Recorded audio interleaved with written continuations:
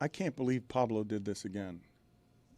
Like, you got to be shitting me. 5 o'clock in the morning, everyone's waking up. That's 2 o'clock in the morning for the Clippers to figure out what Pablo's going to put out. It's an excellent point. Oh, my God. No, like, they've got to be checking it. He is so far ahead on this story. And now, what he dropped this morning, I would urge you right now, if you're listening to this, to just go listen to that. Yeah, don't listen to us. Just like, because he's got him cornered. Like, he's got a paper trail that I guess you can contort yourself into trying to explain away that the Clippers and Ballmer were doing something that is going to take a magic dance from them in crisis and public relations to prove to the NBA that Pablo didn't just do the entire investigation that the NBA is going to have to do for the NBA. Well, so are you speaking directly at Mark Cuban here? Is that what you're doing? Oh no, I'm just Team Ballmer. I can't. Yeah, team Dennis Wong. Now he's going to have to tweet out because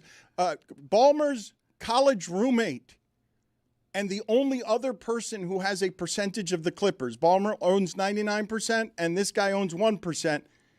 His name's on the money that's going to aspiration in a way that Pablo tracks down. That is hard.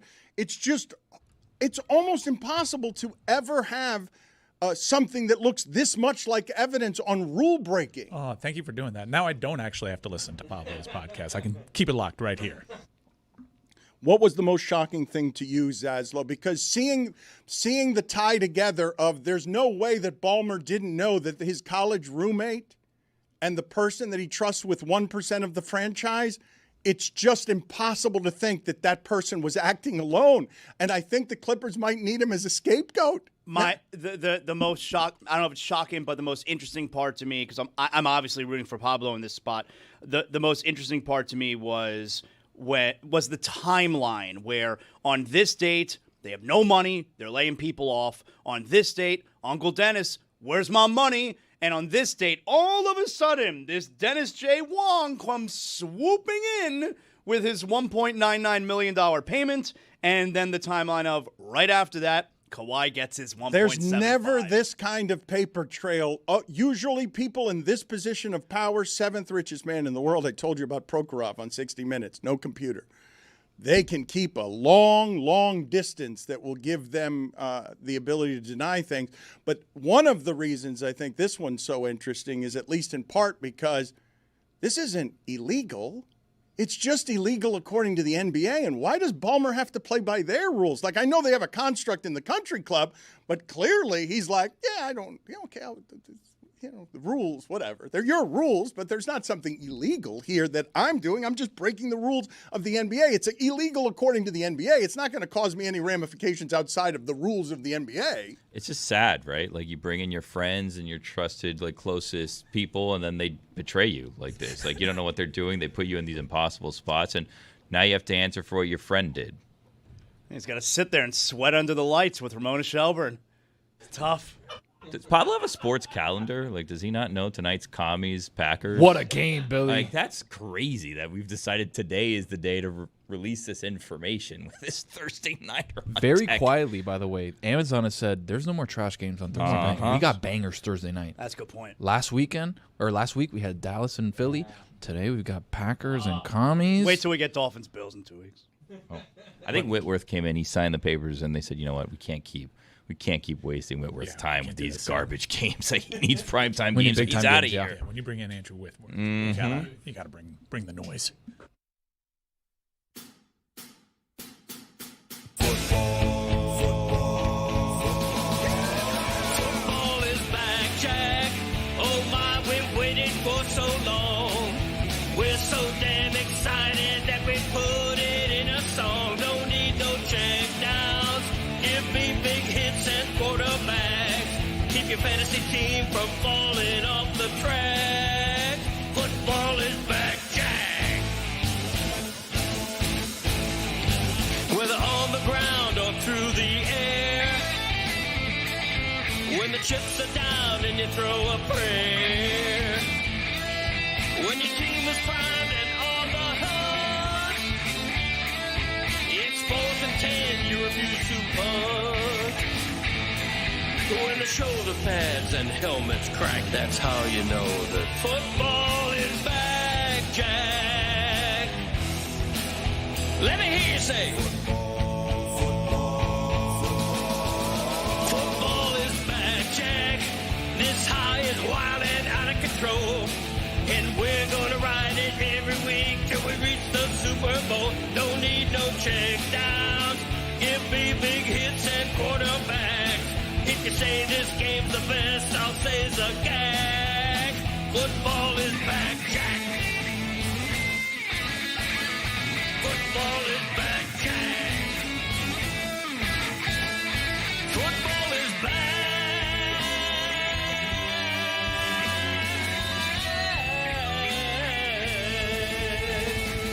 Football is back, Jack.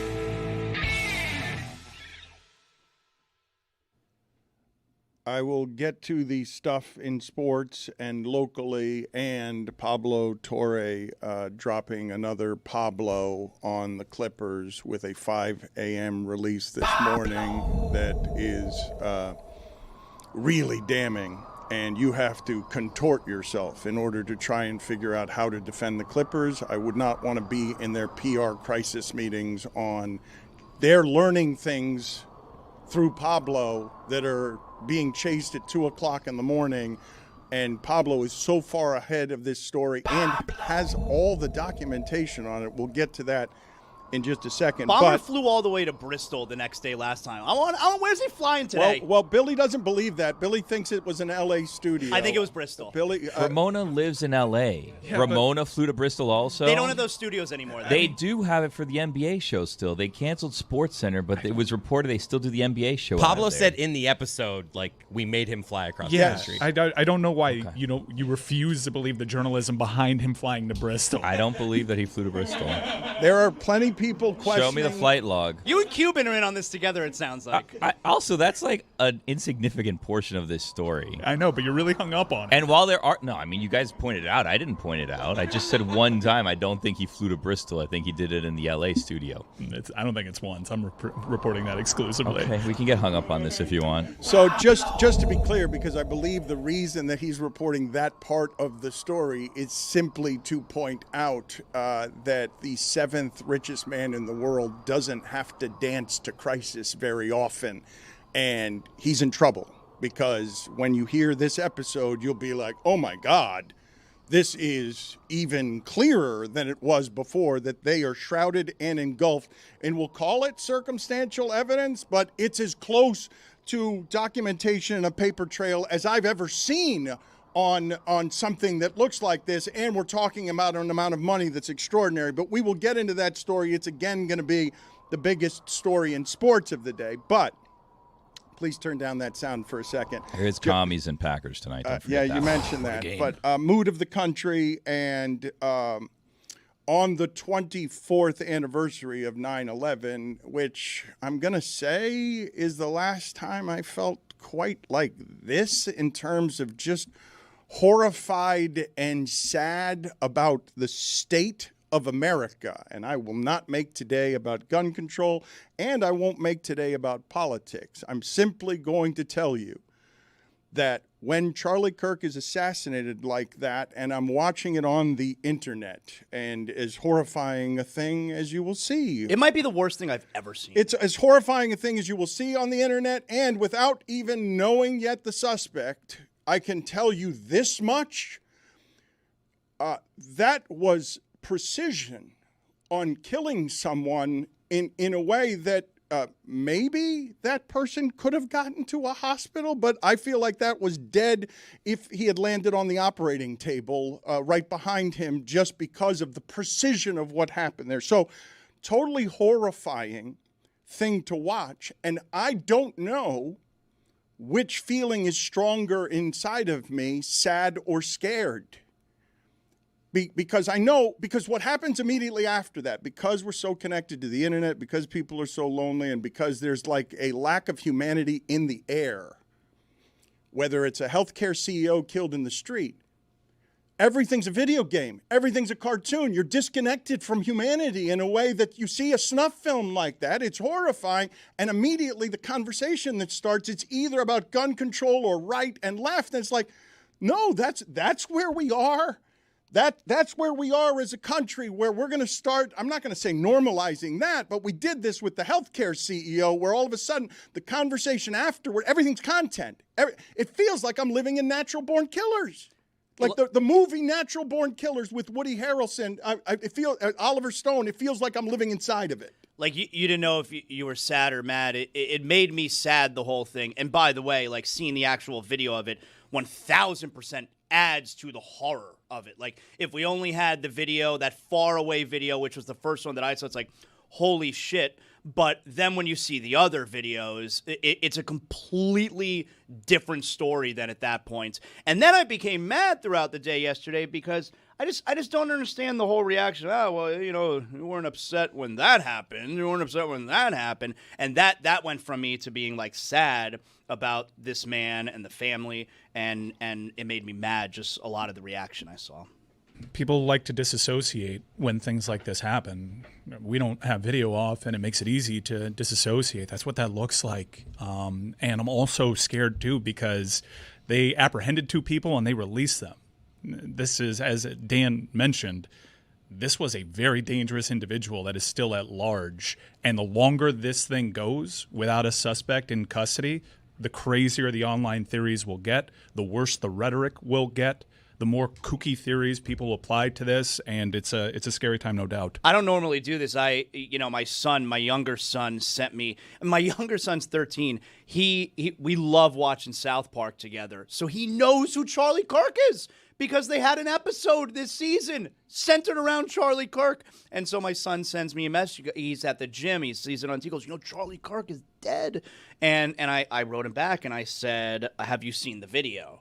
And he said, I have not. And I said, and I don't normally do this. We're pretty liberal in our house as far as what information we share and what we talk about. And I told my son, I go, I'd prefer you didn't watch the video. And so today, I think he's listened to me. I don't think he's seen it yet.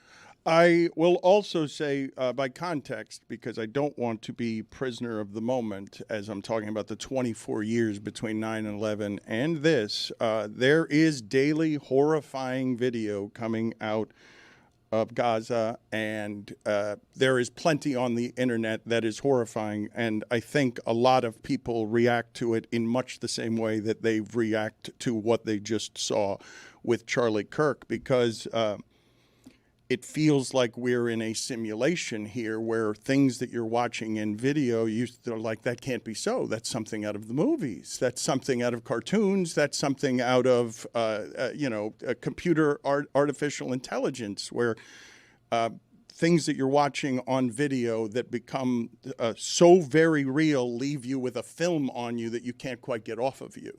I mean, the dialogue around this, it's going political.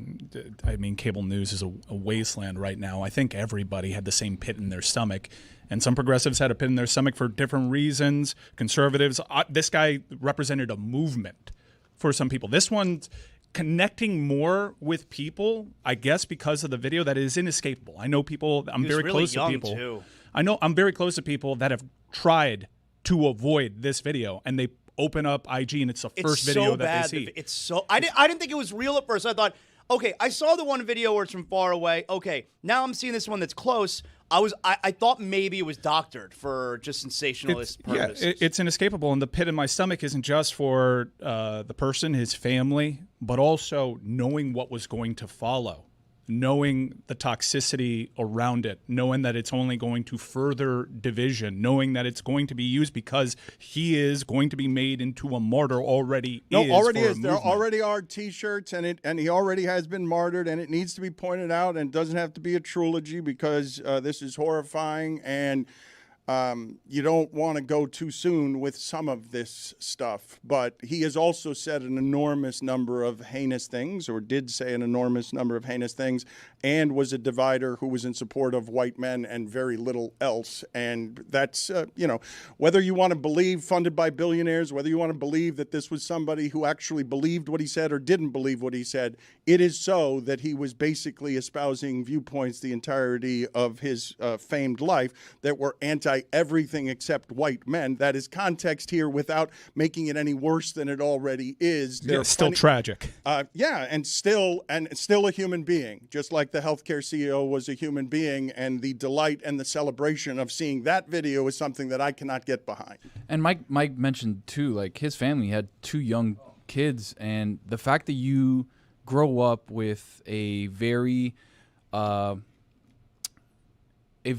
quick look at the way your father was murdered online when you get to a certain age, or when you go to school and you're like, oh, you're Charlie Kirk's kids. Like, did you see the way he got killed? Yeah, that's their life now. Let me go show you how your dad was murdered in 4K. Like, that's something that those kids and that family has to live with forever in a way that nobody can really understand. We are going to talk to Senator Mark Kelly about this later, and I don't know how to exactly segue out of that into the nonsense that we do every day. So I will do so clumsily, and I will tell you again before we get to Darren Waller and how soon people are going to be booing on Sunday if the Dolphins go 3-and-out on the first drive.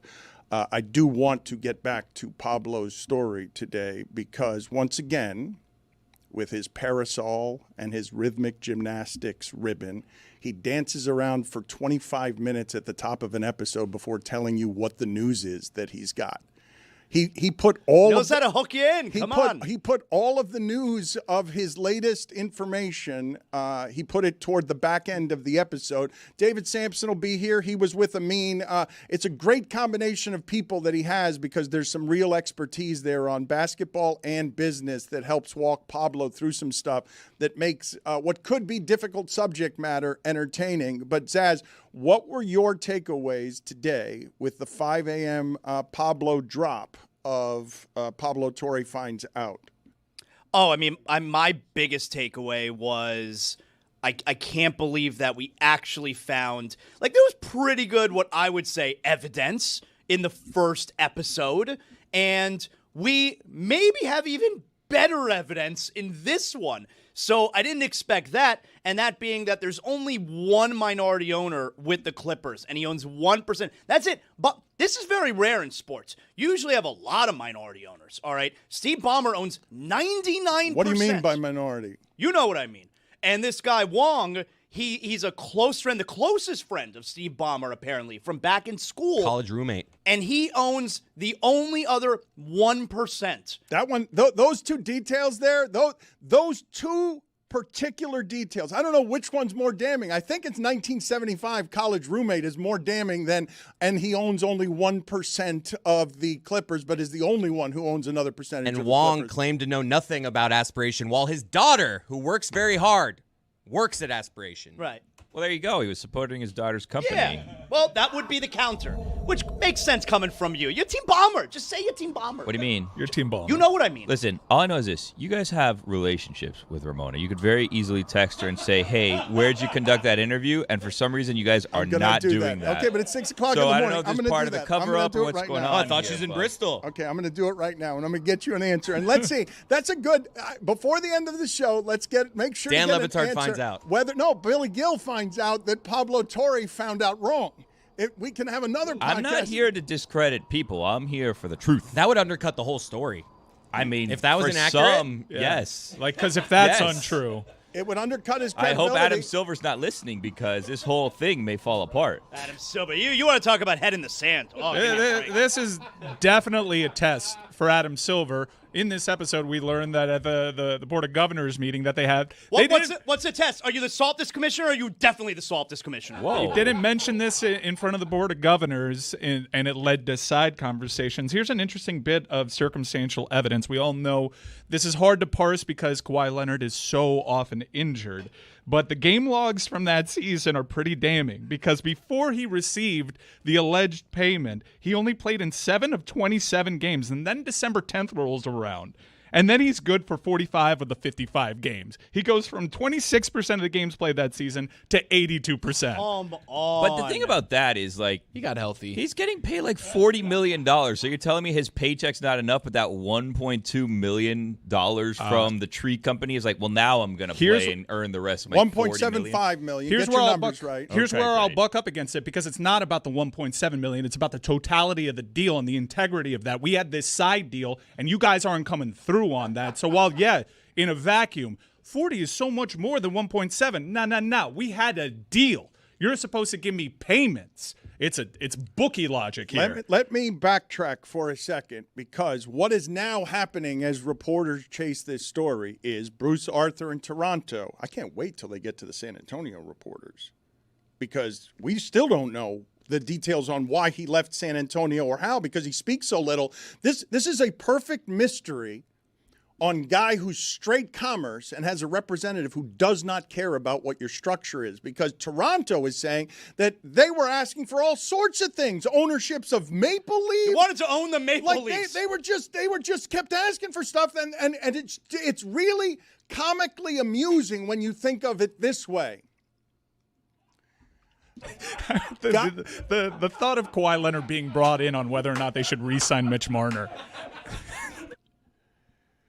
When you think of a guy from the inner city with giant hands and an uncle as a representative, walking through these rich rooms silently because he doesn't speak and is a mystery, and says, and he's doing like, did you guys ever see when Michael Jackson went to Las Vegas and just started buying everything in one of the gift shops for everything cost $1 million, and he just went around pointing at everything? That gift shop's still there, and they have the video of him doing the thing. Kawhi Leonard is walking into the structure of rich people want me, I'm a champion, I'm LeBron, but I'm not going to play it like LeBron. Uncle Dennis, get in there.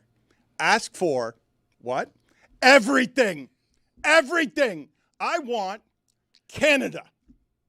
I want to own a portion of Canada.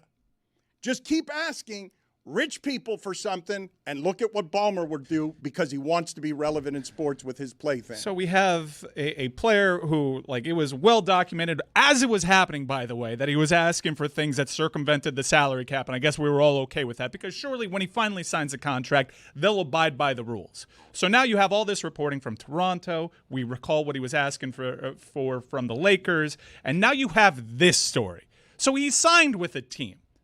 While he was asking for all of that other stuff, while they were pursuing him, he landed on a team. And you have pretty strong evidence to suggest he had a side deal and there was circumvention. And now, furthermore, I think this episode is even more damning than the initial report because of the paper trail that you alluded to. I agree. The very tight circle that Steve Ballmer has. Like, you never had an actual bank statement from Steve Ballmer. You now have a bank statement, okay, which is registered to this Dennis J. Wong's LLP. Like, literally him. It's a bank statement from his company.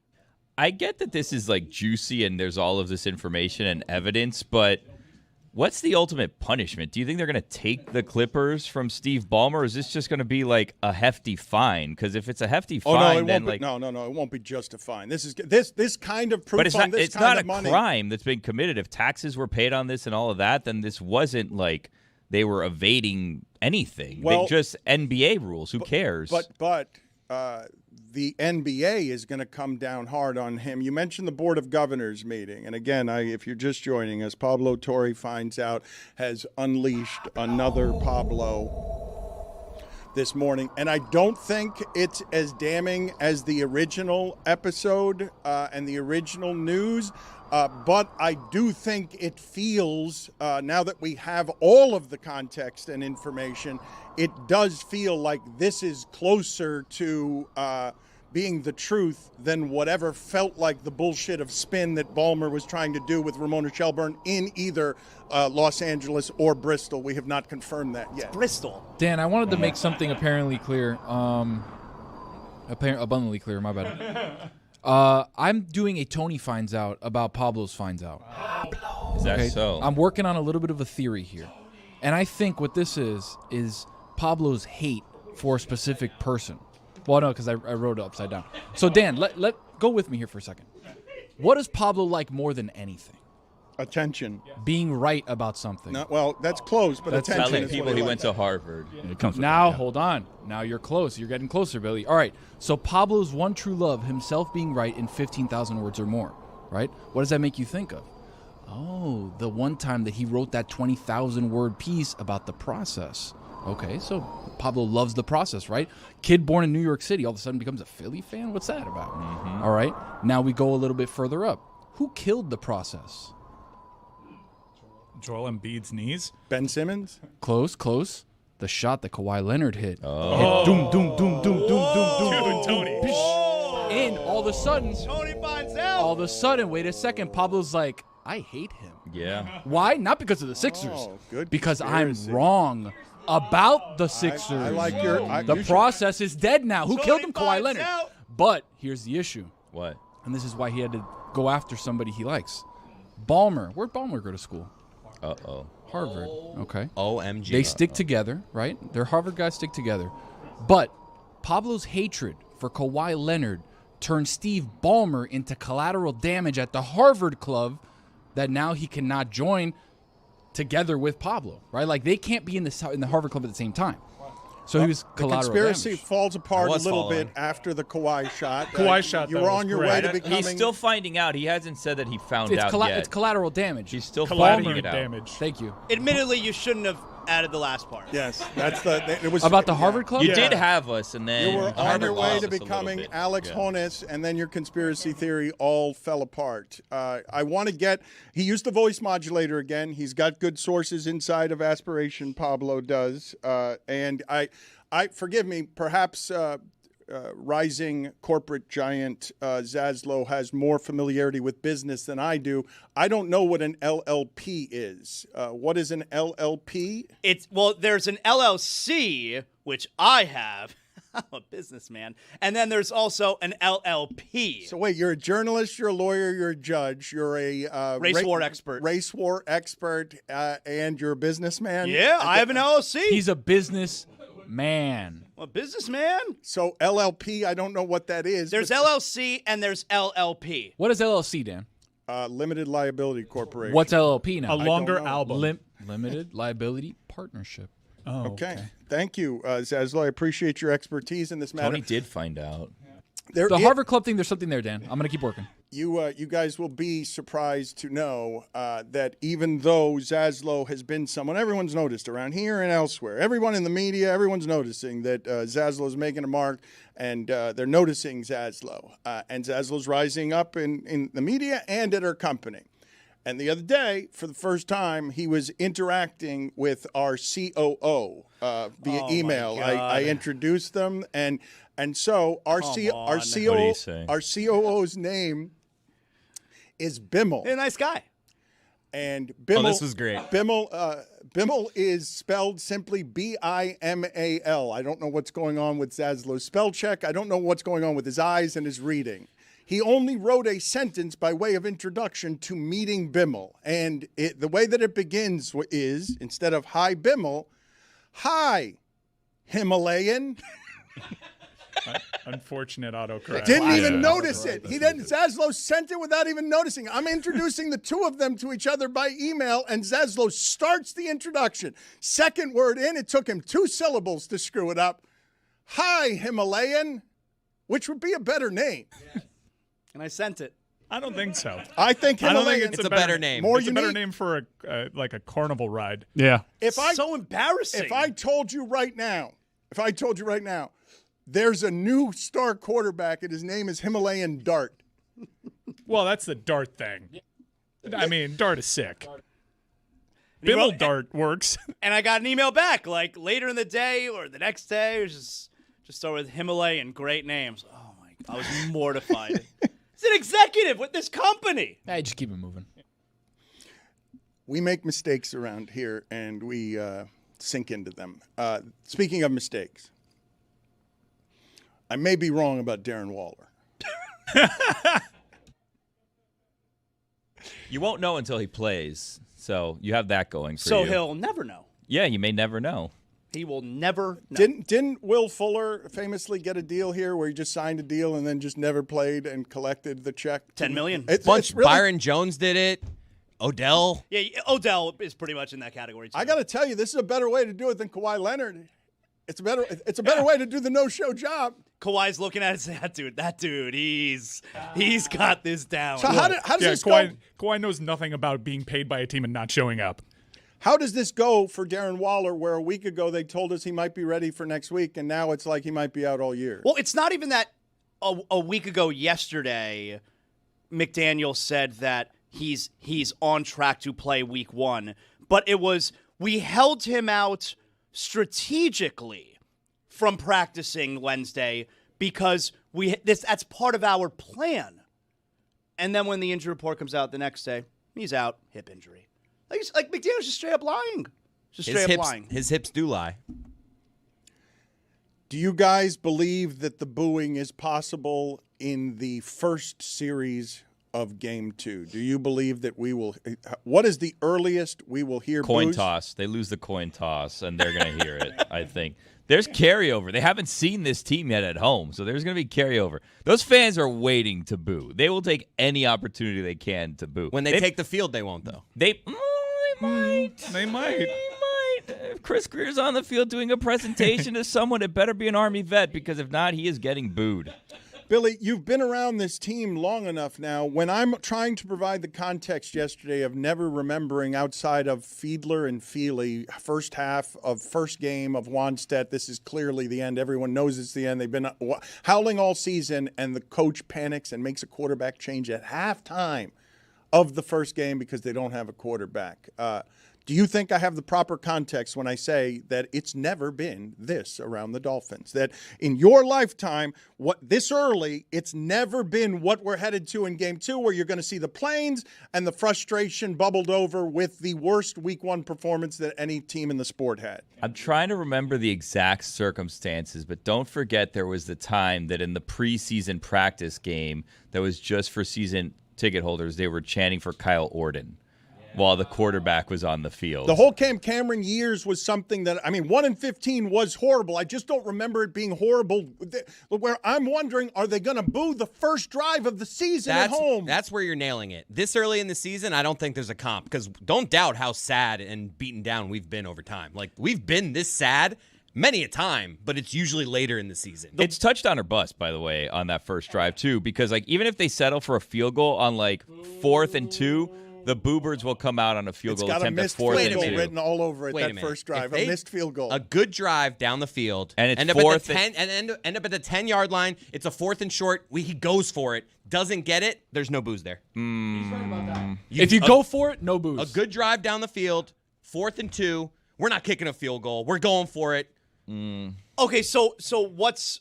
And they fail. Yeah. No, then they're getting booed if they It fail. was a good drive down the field. The booze will come the second drive if that happens. Put it on the poll, Juju, at Le Batard Show. Over, under on when Dolphin fans begin booing 1.5 drives.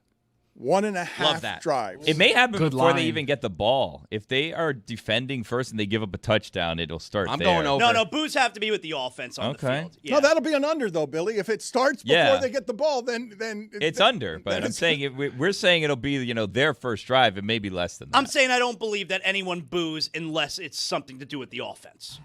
I want to go. Boos are coming in the intros probably. I like Mike McDaniel. We've interviewed him. Seems like a nice guy. I don't root for his demise at all. I want it to work out for him. I really do.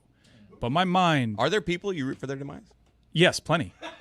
I got a list. You want me to whisper some podcasts? Are you kidding me? I got a list. Whole list. Anyways, I like Mike McDaniel. Want him to keep his job. But I am also really interested on what happens if they lose this game. To Mike Vrabel in his first year and Drake May in his second year. Because I just don't see a scenario in which they're 0-2 with a loss at home to the New England Patriots, a team that every Dolphin fan assumed they'd be better than. Someone has to go. Can I make the argument, though? If we lose this game to the Patriots, that's it on the season. We want the first overall pick. You almost want to be bad. You keep McDaniel and just this is bad. This is why I think the move is you get rid of Tyreek Hill. Because maybe you could argue get rid of Greer because we can keep things moving. We don't need a GM all that much. There's no way Ross does that. Let me just I do want to say to you guys, I understand that when something looks like this and feels like this, you're going to go straight to the top of the food chain and blame. I've seen that guy do what he did when he had the pieces healthy and turned Raheem Mostert into someone who had 18 touchdowns. You can sit here and lament how bad a coach you think he is. He's getting collateral damage on architecture here that is an owner and a GM who have been failing for a long time, and maybe a different coach would make it look different. Brian Flores made it look a little more competent, but what I saw Sunday in terms of offensive line and defensive line play, there wasn't a coach who was going to fix what was happening there. That was not a matter of scheme. That was a matter of a defense that doesn't have enough pressure up front, can't guard anybody in the back playing against a team that was well coached. But I don't think that is coaching. I don't. Wait, Dan, are the pieces that much worse this year than they were the year previous and the year previous to that? Because the team is getting worse. Mike, offensively, they're definitely not different, but the quarterback is different. Mike, I have seen this coach put together a scheme of bandages when some of the pieces are healthy, Tua and Hill chief among them, and you see that the offense does things. And again, Mostert scores 18 touchdowns. Dan Le Batard, no one on this show was more on the record about liking Mike McDaniel. He is not without blame. The things that you're mentioning. I'm not saying he's without blame. I'm just saying that he's not the top of the list. He's just the top of the organization. So that's where the blame will go. I think the scapegoat, the obvious one here is Tyreek Hill. The vibes are toxic around him. You could say, look, we tried to change the culture with Tyreek, but he's the culture issue. And it's the one guy, even Greer, maybe. But if you get rid of Tyreek Hill, the fan base might be like, okay, we can still be good now that we got this out of our huddle. I hear what you're saying. It's an easy way, especially if KC also 0-2 after this week. It's not that easy, though, because you have to take the money into it and how much he's making and how much cap room your team has, what the cap hit would be for the Dolphins. No, you're right about that. No, it's not just like, you want him for number 3, here you go. It doesn't work that way. No, you're right. But the easy part, which I think is what Mike is getting at, is it's like a stay of execution where it's, hey, give us a little time. We just got rid of another toxic element, and it buys you another couple weeks to maybe look better on the field. The thing, though, that we're doing to McDaniel, and again, please do not take this as a defense of McDaniel, but one of the reasons that job can be unpleasant as head coach is when you are the face and the voice of a team every day, people notice the general manager less and less, and so Chris Grier cannot get what it is that McDaniel gets because he's not a face and a voice that you're looking at all the time, but he's more responsible for what we're presently witnessing than the coach. I've seen this coach be good, and you can say that he's since been undressed or that he can't make adjustments to the adjustments the moment that his quarterback's head scrambled or his receiver's a little bit slower, but I've seen him score 70. I've seen the offense look like it's never looked. I've seen Mostert put up 18 touchdowns as a pretty disposable running back, and so I'm not going to say that he's the top of the blame here. But, Chris Grier can take credit for that. Tyreek Hill can take credit for scoring 70 points. I've seen them all individually and collectively be good at the exact same time, but if they fall to 0-2, someone must pay. I can't dispute that, and I want to, before we get out of the local hour, celebrate that Billy Gill and Shula Bowl week is here. Billy Gill is a broadcaster for FIU. He is he is somebody whose voice is different than I would say just about anybody in sports broadcasting. Like sound of my voice? Yeah, definitely. I got a normal voice, I think. I got normal. I meant in content, but also in voice. Here's some Billy Gill FIU. It's a big one this week, Dan. You going to come? Pitbull is tweeting about it. I want to hear more about it after we play a little assortment of you on the first game broadcast. I believe that Central Michigan game last year, Corey, you described as one of the biggest games in program history. And I'll stand by that. Okay. Fair catch by Jean-Pierre. He's contacted and goes down. A youthful mistake for the Wildcats. Yep, and a fan in the stands has a whistle. They sure do, and they are right in front of us. So you will be hearing that today. Please note, all whistles heard on FIUsports.com are not official. We will let you know when one is.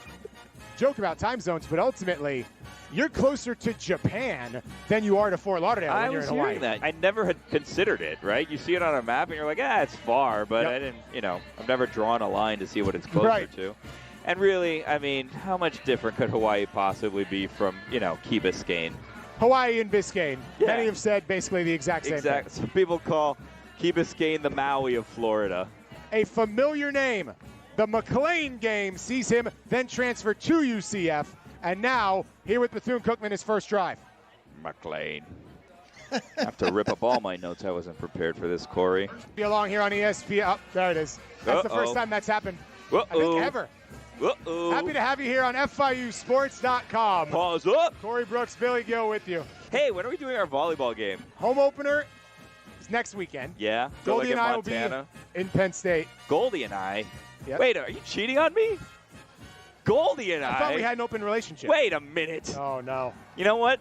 It's I'm going to tough. call Kim Bokamper. We're going Right. to do something together next weekend. The opposing broadcast is saying that ball was too far ahead and they didn't have a chance at that play. Got to tell you, Let you know if I hear it's going to anything be else from them. biased both ways here in the radio booth. Hey, I think that's what I said. you said immaculate. Okay. I was just kind of agreeing with co-signing. It feels like if good you is a will. downgrade. Okay, fine, sorry. Great vibes. right. The best vibes I've ever had in Billy my Gill life. bullying the FIU fans. Vibes not high False enough. Grant hoods. Toe, Chainsaw Cheney, another tackle for the Chainsaw. Panthers. Love that nickname. I got to tell you, if you have 6'7", 320 coming at you on a blitz, Yeah. I don't blame you for throwing it away. That's the stuff of nightmares. I'd be throwing that all the way to West Palm Beach, Yeah. given the circumstance. I don't think you could throw it that far, but I get your point. That Willie Simmons story you told from Deuce Yeah. that you kept calling Media Day is actually from Content Day interviews that have not aired yet and are only accessible to you. Okay. Well, you know, you're trying to make me feel bad, but I finally feel like I'm an important person around these parts. So you've always been a I have important exclusive person in this part. content You no do. one else can Dude, get their that is hands on. internal content until it airs on ESPN Plus. Oh, when's But it airing? the leak from Billy Gill depends. Well, had I known I'm not supposed to talk about it, I not wouldn't have talked about necessarily it. that I you're would not have watched supposed it. They were so long. It's not that you're not supposed to. It's just Yeah. that it hasn't aired yet. Gotcha. So you're just kind of, providing spoilers. Well, I didn't know that. It's like saying Dumbledore dies at the end. That's all. That's all you've done. Okay, I haven't seen that, but now you've told me. And if I remember, I'm going to be very upset when All I right. watch that. So there's a barber on the team. Think about getting a haircut? I just got one today. Did you? I've Oh, never looks availed great. myself of the team barber. Thank you. Probably not great you didn't notice until I said I got it, but that's Well, okay. I mean, I didn't see your hair yesterday, so I don't know. I'm going to get my player of the game to Chainsaw. I thought you might. Roy, what did you just say in my ear with a big smile on your face? This play-by-play guy, AJ, he sounds so happy. Well, he Corey loves Brooks. Billy. Yeah, He it's sounds Corey like he Brooks. loves Corey? Billy. Fine, yeah, it's Corey Brooks. I thought it was AJ. Workshop that back here. Yeah, you could have corrected us then.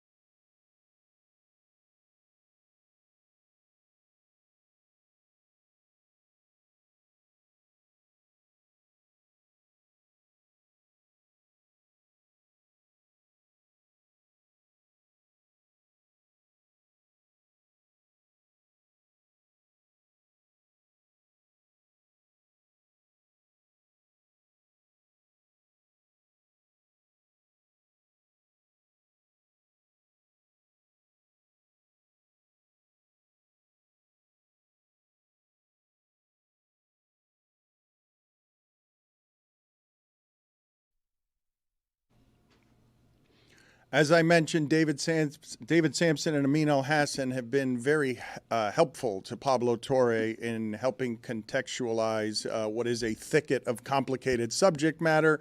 And David Sampson joins us now. His podcast, Nothing Personal, as I've told you many times, covers terrain by himself that a whole lot of people are not covering. Pablo is way out in front of this story. And David, you have familiarity with PR crisis. You have familiarity with scandal and how businesses can handle scandal. Have you ever seen your entire history in sports, the documentation that Pablo has that can come this close to feeling like the most damning of circumstantial evidence on proving something is a rule break by a really powerful rich person and organization? Because I just cannot believe the amount of information that Pablo has that has everyone saying by consensus, I miss this kind of journalism. I can't believe how locked down he has this story. Well, he's got the sources inside Aspiration and inside the finance department of Aspiration. And what the finance department has are documents like bank statements, like investor agreements. And what Pablo did, and this is, I took issue with this with Pablo. I don't like going into these tapings and I don't know what he wants to talk about. So I don't have time to prepare anything. And Amin and I are just looking at each other with a folder of documents that we can't look at. And then all of a sudden he's rolling and that becomes an episode. And so what he enjoys is that mystery box. Hey, look at the surprise of Sampson and Amin.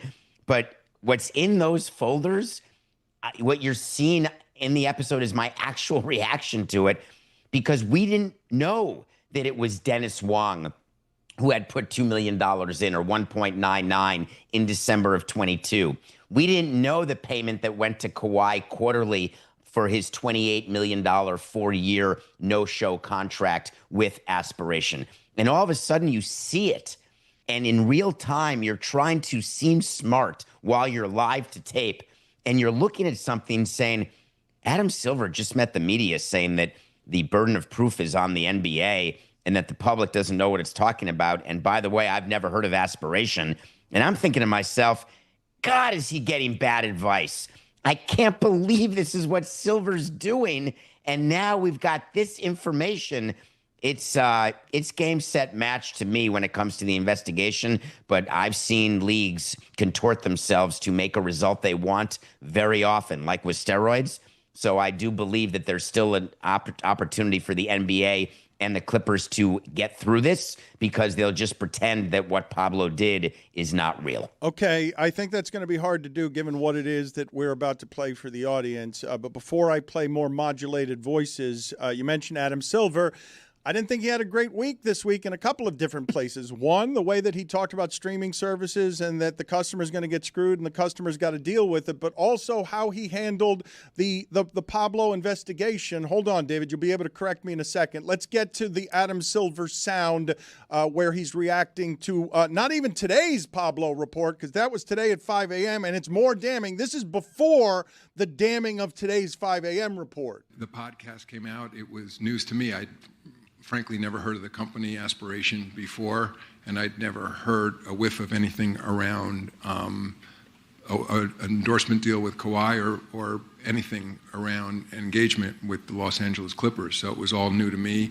I heard it. I saw some of the follow-up information. We spoke internally. Rick Buchanan, our general counsel, is here, who oversees any investigations.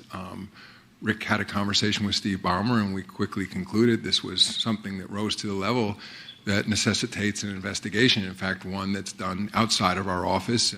And again, I would also say I've been around the league long enough in different permutations of allegations and accusations that I'm a big believer in due process and fairness, and you need to now let the investigation run its course. David went from smiling to laughing. What are you doing?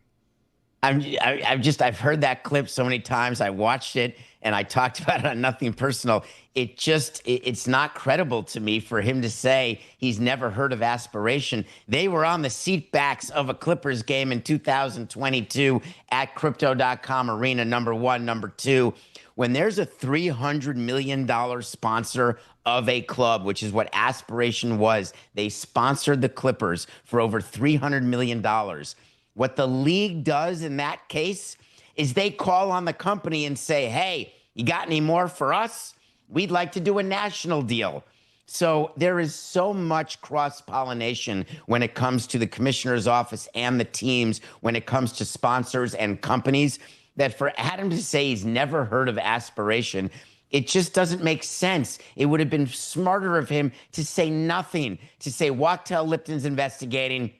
See you later. Let's talk about the heave rule. Let's talk about the fact that we're a highlight league. But instead, he kept going, and I don't understand why. And now he's got to wake up this morning, and the bat phone's going to ring, and it's going to be Dennis Wong putting $2 million in, and there is no denying this.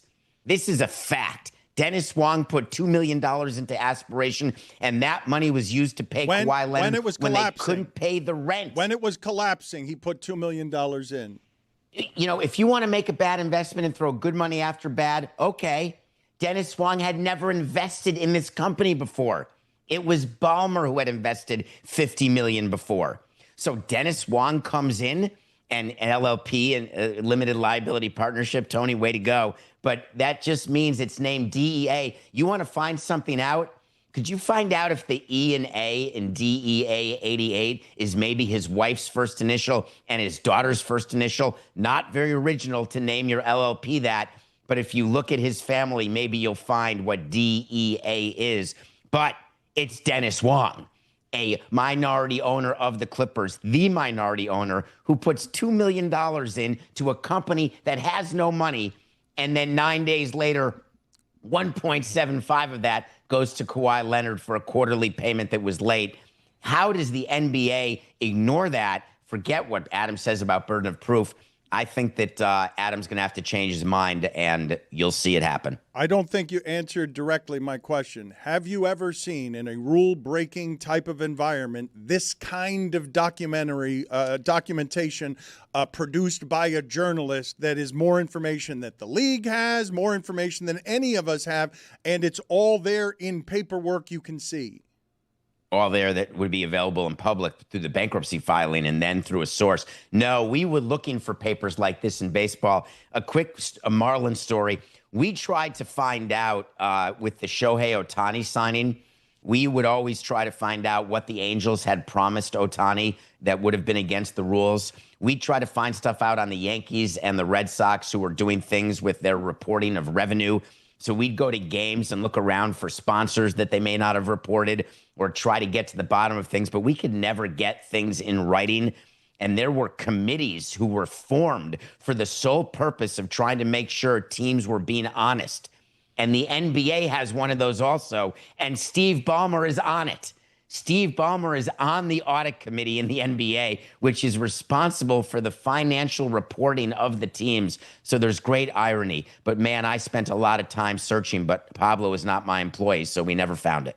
David, we're obviously not in a court of law. So the rules are different with the NBA and what they need to do and what they have to do or what they will do. But if we were in a court of law and these documents are presented, this case is over, right? Well, no, there's rules of evidence when you have to go back to where these documents came from, how were they secured.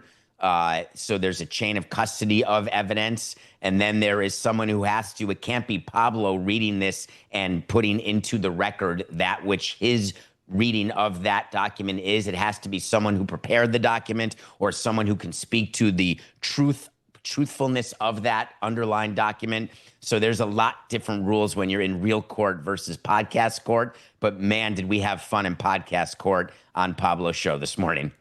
What else was interesting to you about the episode? Let's get to the voice modulations here real quick. Please, these are also damning. He's got 7 sources inside of Aspiration, and the way they talk about this, David, my God, it's just such an obvious open secret that everyone knew about. Here is one of the modulated sources.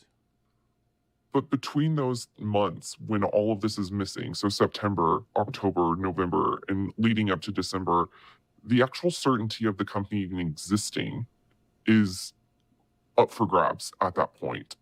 Are we going to get paid as employees? Why does Uncle Dennis keep calling us? We have such bigger concerns that we're thinking about, which is our own salaries. Are we going to have to go through layoffs? Where is the money going to come from? But lo and behold, Uncle Dennis gets paid. So this payment was made December 15th, 2022. Mm-hmm. When was the 20% of the staff laid off? The same day. Pablo has documentation that just shows that the payment to Kawhi from this bogus tree planting company, it just says right next to it, critical. The payment to Uncle Dennis is critical. Let's play the longer sound that offers some of the context around what was going on at this company and just how clear-cut some of this stuff is. I knew the name Dennis Wong because I got 2 texts from this very senior executive at the firm regarding Dennis Wong. So inside of Aspiration, Dennis Wong's investment was identified as an investment with the Clippers clearly attached as part of the identification. Yeah, and I do have another text as well. This is from November 13th, 2022. And it says, Wong is Ballmer partner. How surprising is it that a new investor would put money in December 2022 who had not already clearly been deeply invested into the company? So it is beyond shocking.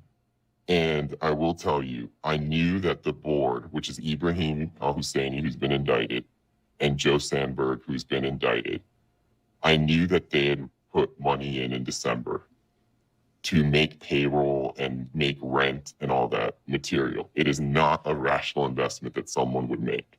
So it is very shocking to me that $2 million was made as an investment by Dennis Wong, who in my text is identified as the Clippers, Steve Ballmer's partner, a week before $1.75 million was paid to Kawhi. David?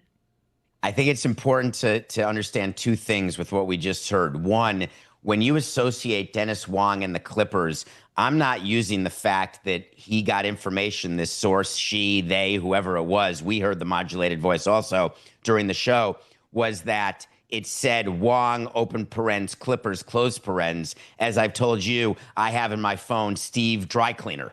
So I would not be surprised if it was associated so people just knew Dennis Wong Clippers. So that's not evidence to me.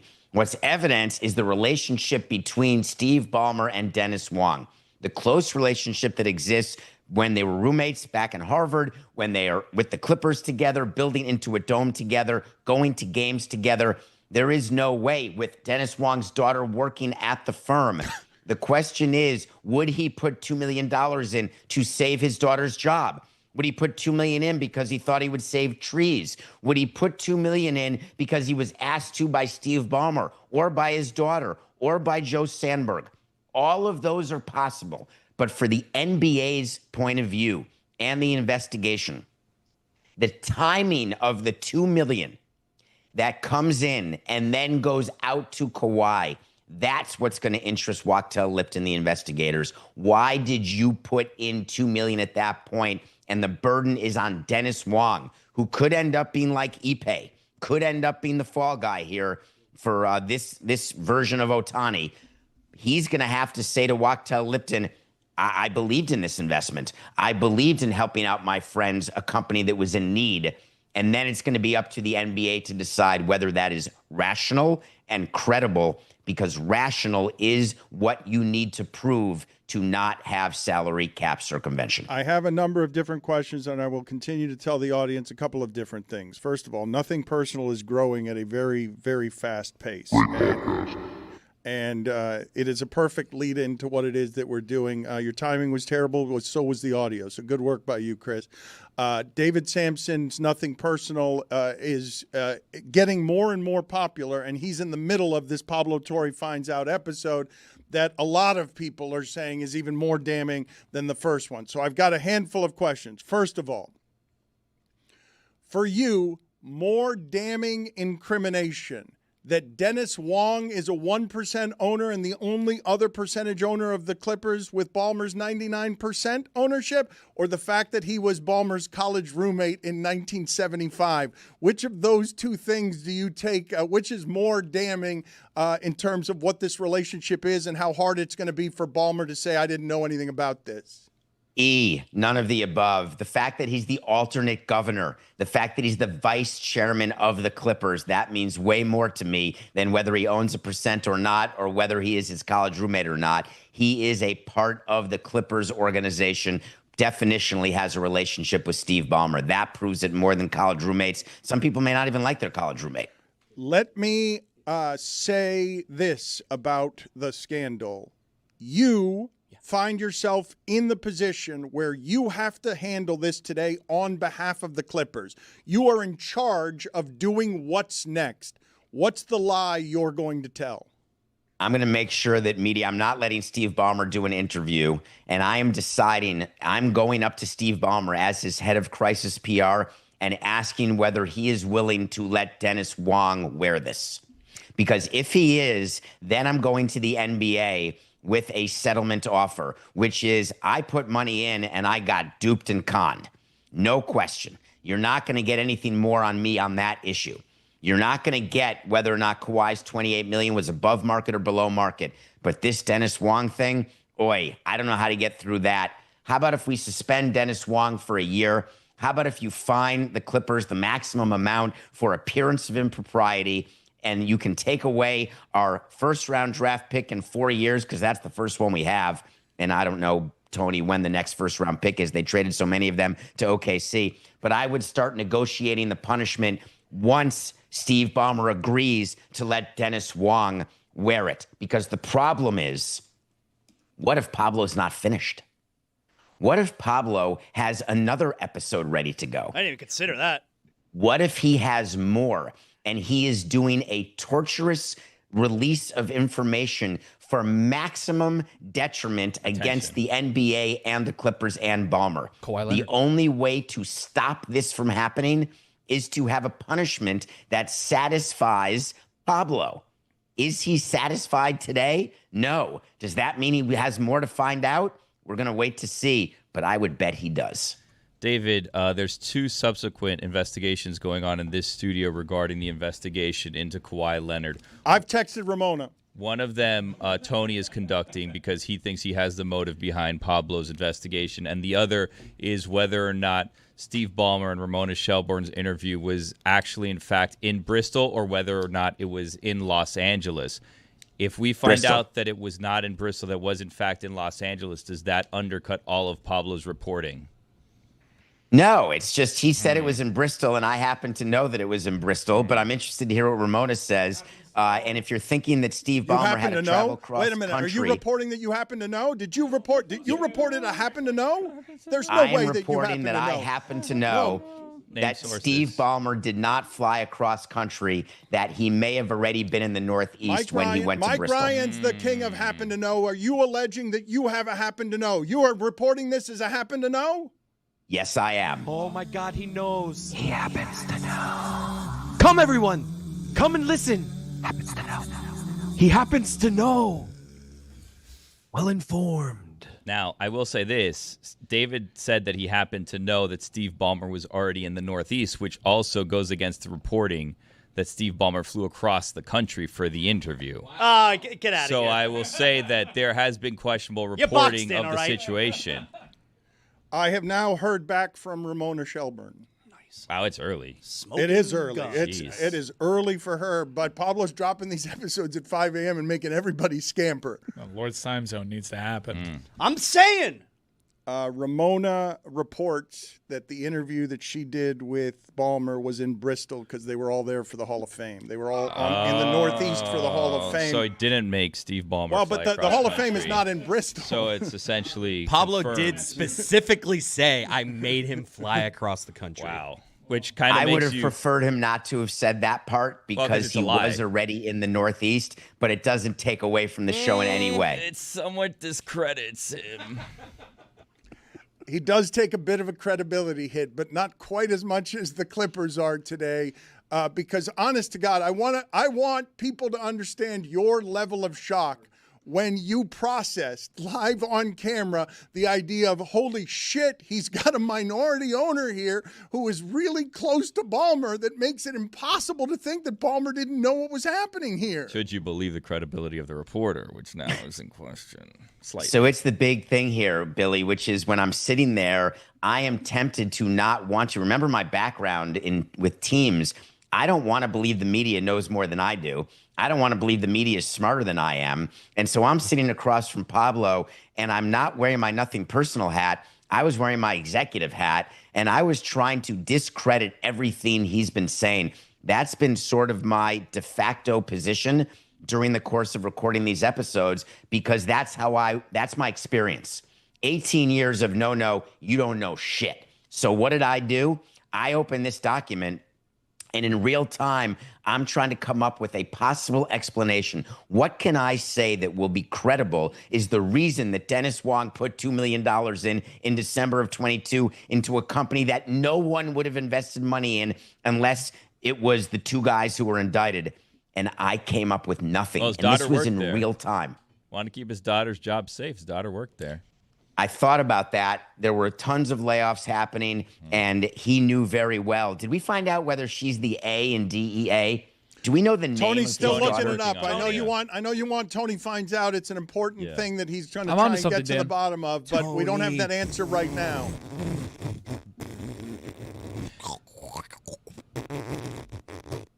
David, are you about to be a villain in this Expos doc that's coming out? Oh, that's a funny one. I got notified. This is over a year ago. I was called by someone in Montreal and had a conversation in French with one of the producers whether I'd be willing to do an interview about the Expos. And I said, sure. And then when they said, hey, we'll come to your house, I thought to myself, they're going to travel to me? All right, that sounds good. Then it was 9 hours long.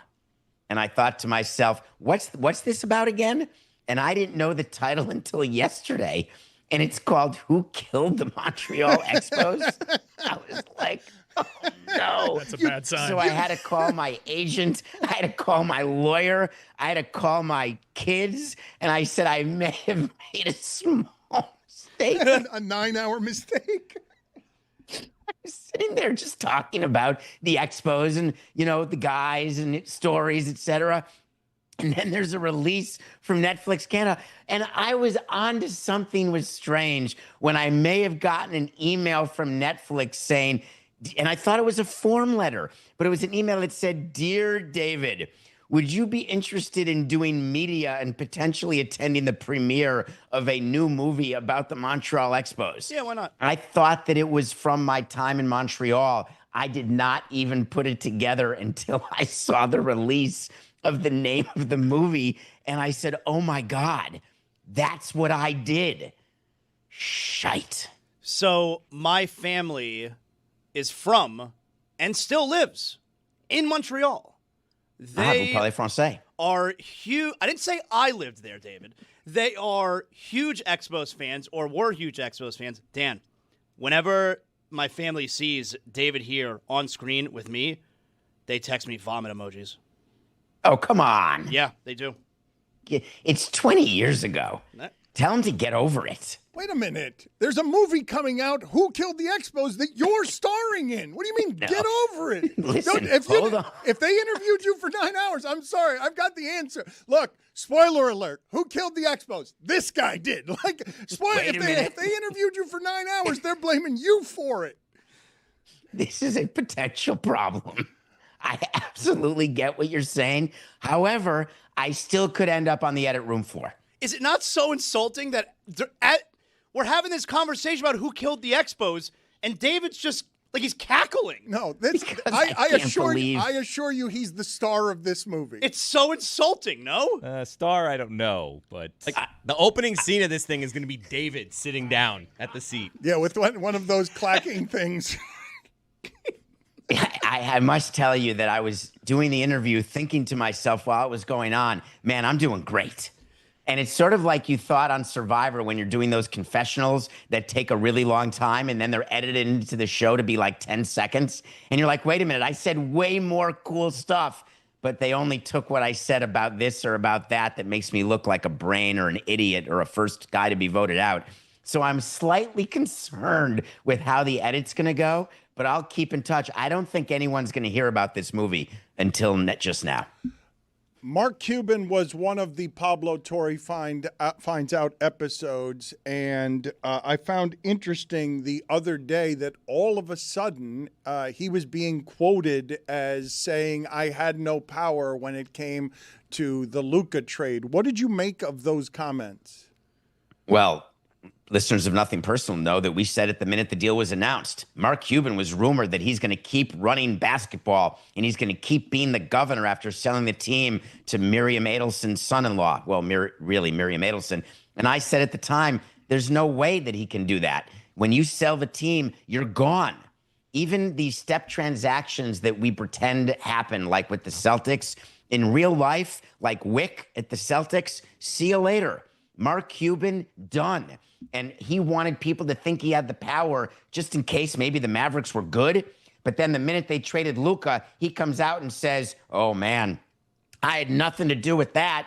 And I wanted power, but Nico didn't want me to have power." That's pathetic. The GM has zero say in a purchase agreement. Zero. And in the purchase agreement for the Mavericks, it outlines exactly what the powers will be of Mark Cuban and his retained 27%. And it's about as much power as you have, Dan, with the Mavericks. Nico, it's like saying that Mike Hill would have been involved in the sale of the team to Derek Jeter. He had nothing to do with it at all. I want to play this silver sound that you were making faces how I framed it earlier, and I want to get your correction on me after I've played the sound for the audience on. It feels like Adam Silver's saying, tough customer, we're going streaming, we're going to grab all the dollars, and it doesn't matter. The customer doesn't matter. There's a huge amount of our content that people can essentially consume for free. I mean, this is very much a highlights-based sport, Instagram, TikTok, Twitter, you name it, any service, the New York Times for that matter, to the extent that your content is not behind a paid firewall.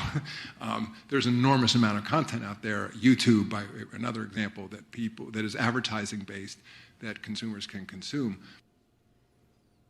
You're not allowed to have highlights on YouTube. It gets taken down unless you pay the league for highlight rights. For crying out loud, what Adam was trying to respond to was someone asking, "Hey, is it really too expensive to watch NBA games?" And his only answer was, "Yeah, but let's talk about the fact that you get highlights for free, like by watching SportsCenter, and highlights are what people are interested in anyway. We're a highlight league." Boy, season ticket salespeople are super excited to have him say that. People who work in-game entertainment, people trying to advertise like Aspiration in the Intuit Dome, trying to say, "Oh, people love going to games." Adams say, no, we just engage with highlights. I found that to be, again, are his PR people like asleep at the switch? What is going on? So in a sport that is having a lot of trouble over the years in defending the importance of their regular season, Adam Silver sold me on it there, Just watch highlights. Look, Samson loves when the commissioners of the leagues don't care at all about the customers and just say so out loud.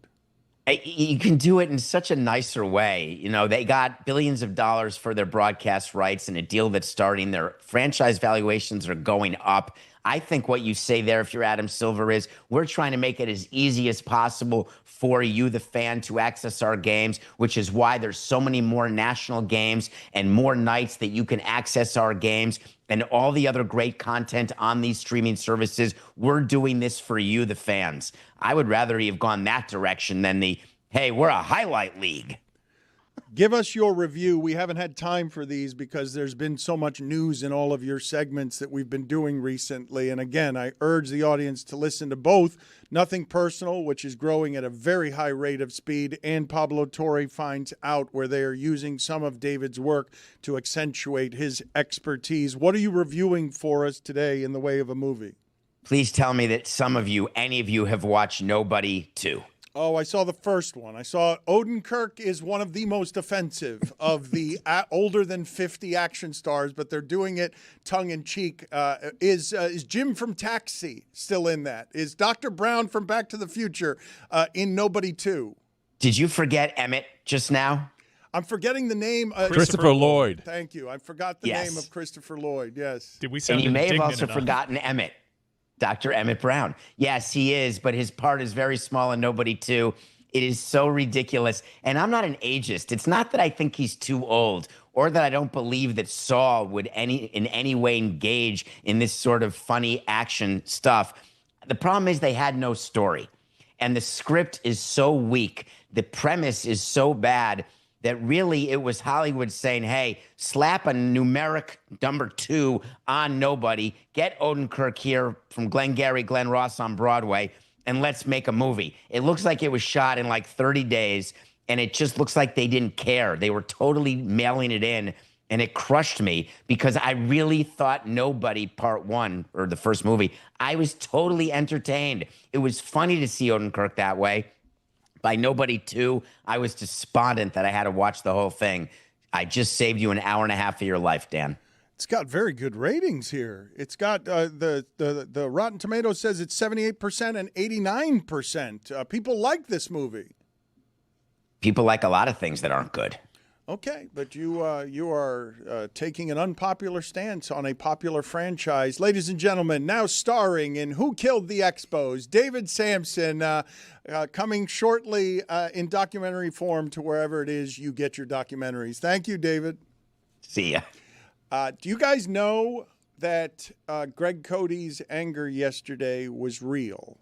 That Greg Cody was prideful and mad about losing Soup of the Day, at least in part because you remember he had a segment. He prides himself on very few things. Cooking and knowing soup are two of the things. Chris, how did you feel with your father? He left here on his birthday seething. He was not happy how yesterday's show went. Yeah, I didn't feel great about it, especially because it was his birthday. And we talked after, and he did. I was expecting to talk to him after, and it stuck with him. It was really bad. He totally shut down. He totally shut down on the show after he lost. Fair and square, I might add. Wow. We had like our Greg Cody Show weekly meeting, and his tone was just like, I've had a bad. I'm like, Dad, this is your birthday. Please don't let this sit with you. It's a soup competition. Billy, are you with Greg? Do you think we mistreated him? And I don't think Billy thought it was fair and square. It was not fair and square. It was the most obvious thing in the world that he was going to lose that soup competition. But his soup wasn't as good. Because he had the worst soup? What are you doing? Hey, what are you doing? Me, ultra popular figure on the Dan Le Batard Show, upsetting Greg Cody. Yeah, the fix was in, Billy Gill. Well, Dan had the deciding vote between you and Greg. It was Zaslow obvious decided. Zaslow did. He put it on Zaz. Decided. My wife said to me when I got home yesterday, and I told her what happened. She said, "Why did you make that sweet old man angry?" It's a good question. I will also say this: Chris Cody was on this chain. There was a text chain that was sent. A tipster sent us a tip that accused Mike of using HelloFresh in the soup thing. Someone sent me a photo of a HelloFresh recipe that looked exactly like Mike's soup. No, I use a lot of different things. I'm familiar with it. That's where I was like, ooh, oftentimes I do use that as my source material to see if I like this. And then I save the recipes. And I'm like, let me build this thing out and add to it. And my dad defended you in saying there's nothing wrong with using a recipe, but he still went back to the coconut thing. He's like, he can use a recipe, but I didn't taste the coconut. He could not let that go. He couldn't wrap his mind around the fact that this is a different soup. Like subtle taste. Yeah, coconut is but a layer of the beautiful soup that I put together. So this was worse than the turkey cook-off, huh? 100% In terms of his anger, yeah, because I think he actually felt like you beat him that day. He felt like he won yesterday, even though I don't think anyone also agrees. He likes you. Like, I got this weird adversarial thing with Greg Cody that's honestly one way. I love the man, but it felt like losing to me in particular, especially when he's the soup guy, and I've never actually engaged in any of these I'm better than you contests. It felt like me beating him felt like it stung him more. It felt like he was mad at me too. I don't know if you're aware. There's a lot going on there. I don't know that he likes me so much. I don't know if you're aware about that. And I feel like it's kind of bullshit, the position that you put me in yesterday, Dan. Like, why did you vote before me? Yeah. Because Dan was giving away his vote. It was so clear how Dan was going to vote. Right, he was totally putting it on me. Right. Yeah, it was obvious that Dan liked one soup more than the other. And you hadn't really given away. So I was like, let's at least end with... You know, have you ever thought about how this makes me feel? Have you? Like, I knocked that shit out the park. In fact, the lime zest wasn't even on the soup. And after you guys added the lime zest afterwards, you're like, holy cow. Yeah, no, this adds another layer to it. This goes extra. This goes to another level. You guys are over here trying to taint my hard-earned victory. I'm not. You know what? There's no incentive for me to continue indulging this show in these activations. You have made me feel bad. I loved you, Soup Oh, Dog. no. Greg feels great typically after these, so I'm sorry to hear that you feel bad. I do. What you're doing right now is hurtful to me because I worked hard. All right, I went to a Whole Foods. I was scanning the aisles. I was like, no. Let me upscale every ingredient That's that what I a good can. chef does. Let me get this to be so quality. I am attaching my name to this. Let me pour my heart and soul into this. And you know what my extra ingredient was, Billy? Despite your intentions right now, love. I wanted you to love that I didn't soup. bring up this I conversation. wanted you to love that soup. It's a damn good soup. I will also say this: one of the voters in yesterday's Tasted like contest said after the fact, and I'm trying to remember whether or not, spoiler alert, it comes out on Mystery Crate or not. But one of the voters said that they were very much intimidated by Dan and trying to get their vote the way that they thought Dan wanted the vote to go. It was Jeremy. So that's why they voted for Voter Greg. suppression. That's I actually think you voted for Greg just because you like Greg. That's what I think. And forget the votes. Greg continued to perpetuate this lie on the air that he made more soup than me. He did not. I made way more soup than he did. There was more soup at the end of Greg's, which That's would right. mean that maybe he made more than you. No. It meant that people liked my soup more. You continue to do this. Why are you so divisive, Billy? I'm not. I'm You just know what? coming here, You man. make the soup the next time. Chris, Billy, Greg Cody's now winless in these competitions. Which was mentioned many times before the vote. That's what which he tried to tell me, my dad, yesterday. He's like, when do I get to win? I'm like, Dad, and this show, you're probably 745-4. The only losses you get around here are these competitions. Again, people hate me on this show. People love him. There's nothing sinister at play here. I disagree with you only here. The sinister thing and the fraud in the voting, Chris voted for his dad. Chris was lying. Chris saw how wounded and prideful. Chris wanted a good competition. Jeremy started voting for Mike. Chris, whose soup was better? They were both really good. Chris? They were different good. Chris? You guys are so full of it, man. Chris, whose soup was better? I liked my dad's soup. I liked both. I'm not gonna do this. I'm not gonna let you do this. You're trying I to voted for my intimidate dad. another voter. I voted You see for my what's dad. happening here, right? Now, if Jeremy had voted for my dad, might I have voted for Mike? Maybe.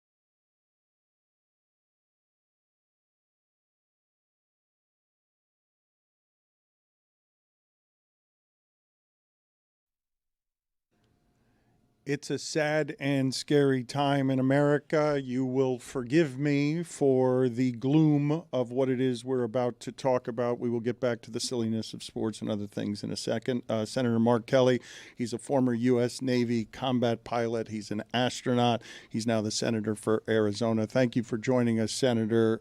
What was your immediate reaction upon hearing the news yesterday that conservative activist Charlie Kirk was shot and killed in front of a crowd in Utah?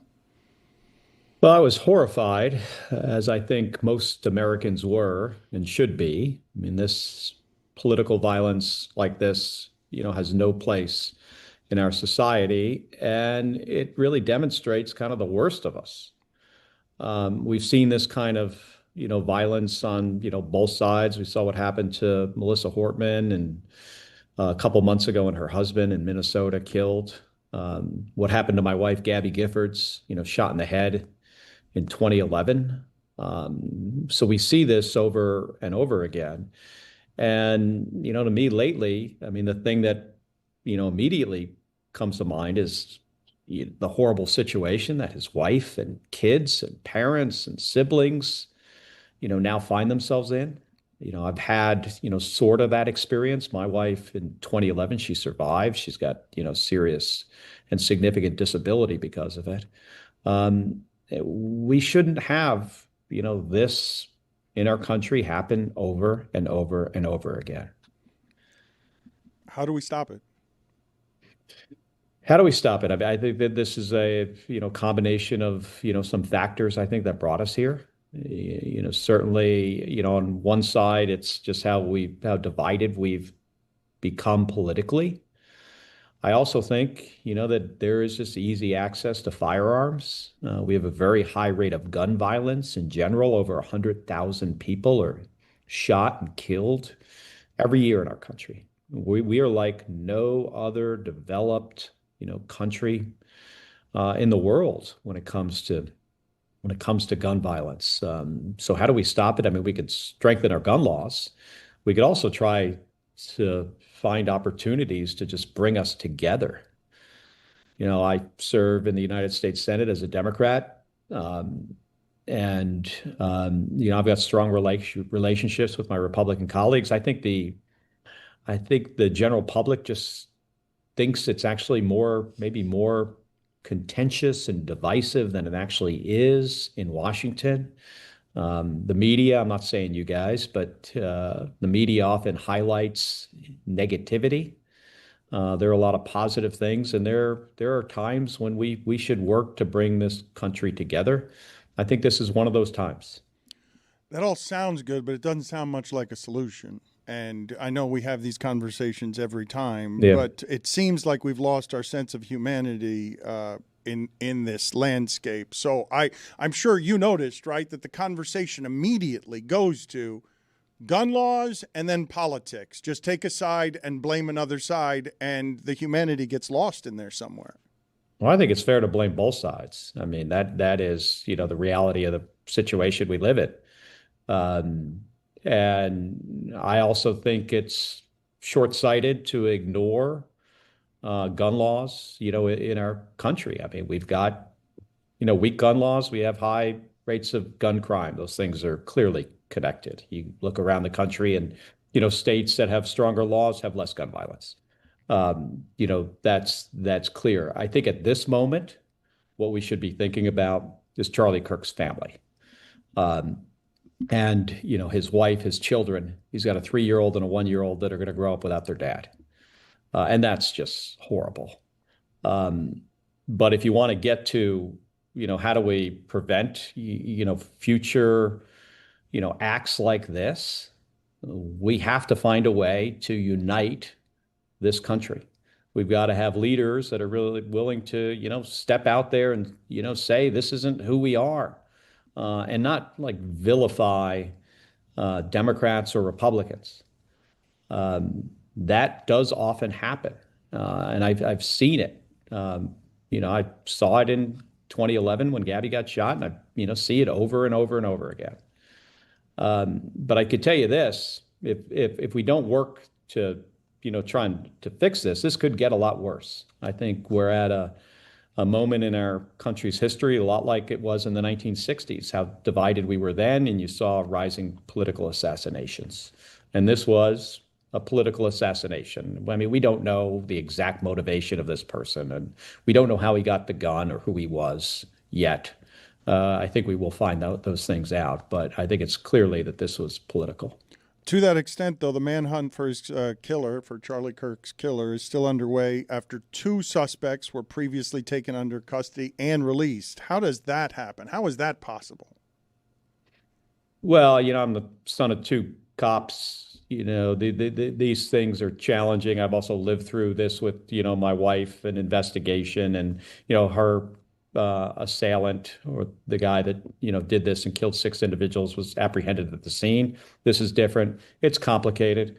The FBI and law enforcement took these 2 individuals into custody, questioned them, released them. I could see how that could happen. When they have a suspect, they should be taking those kind of steps. I don't fault them, in any way for that. You're going to see the full force of the FBI and federal law enforcement put on this, and I'm confident that we will apprehend this individual. Senator, I know you mentioned that we fear that it could get worse. I feel like we crossed that Rubicon already. Most politically motivated attacks, there's a disassociation between us and the act of violence, but the video and the person representing a movement has changed this, but also these things are typically messier. Multiple shots, a manifesto of some sort, a trace, a suspect. Eyes were usually further along on this. This seems like a professional hit, so I feel like we crossed that. This is the scary territory, I think, that you alluded to, sir.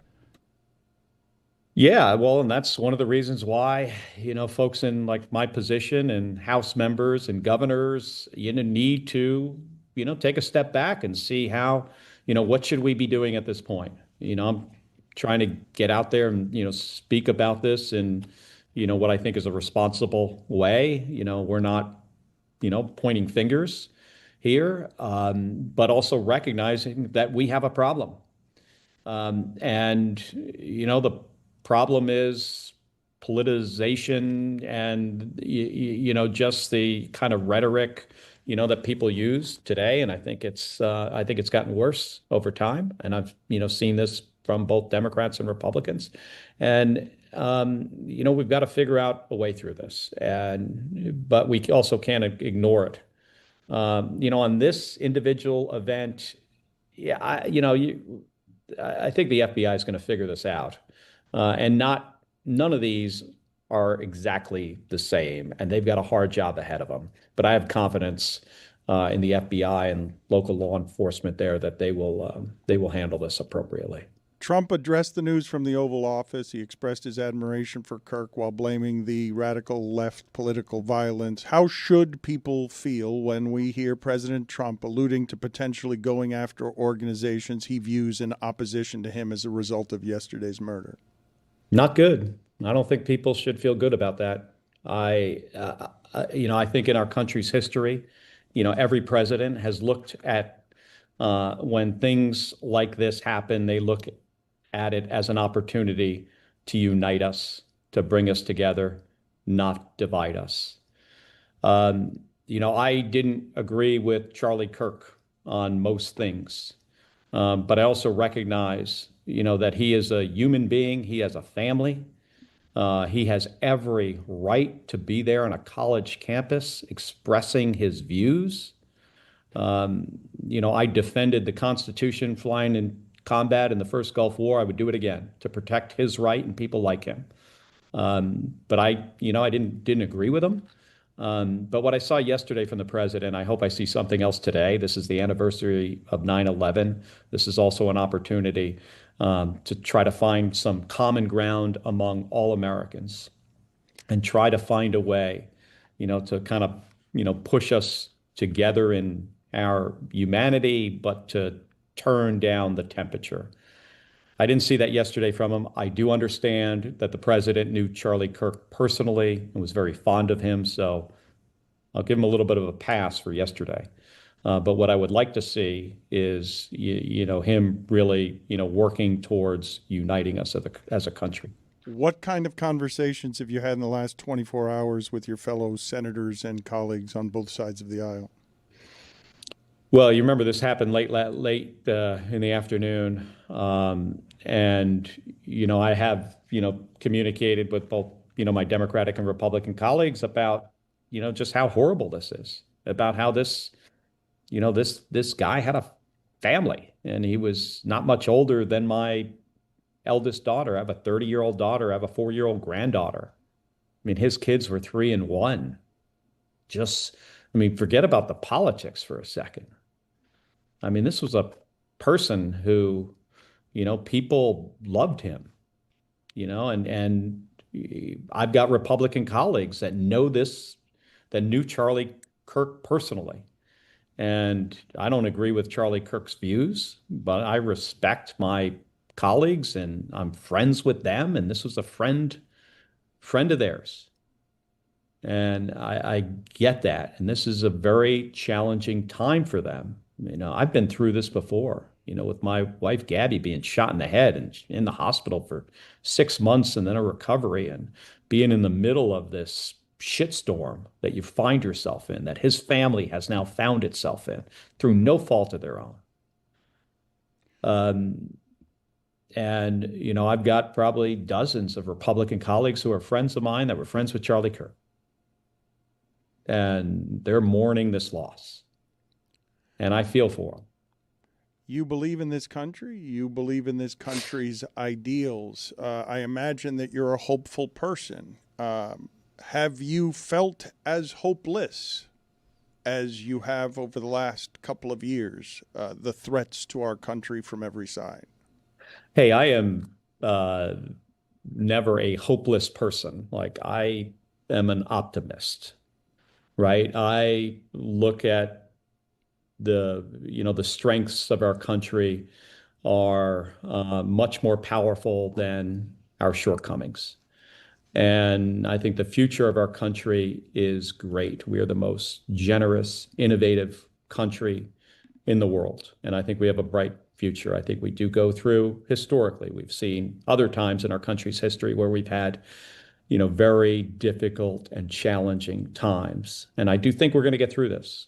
I think we've got to all recognize that it's not going to be easy and we've got to work at it.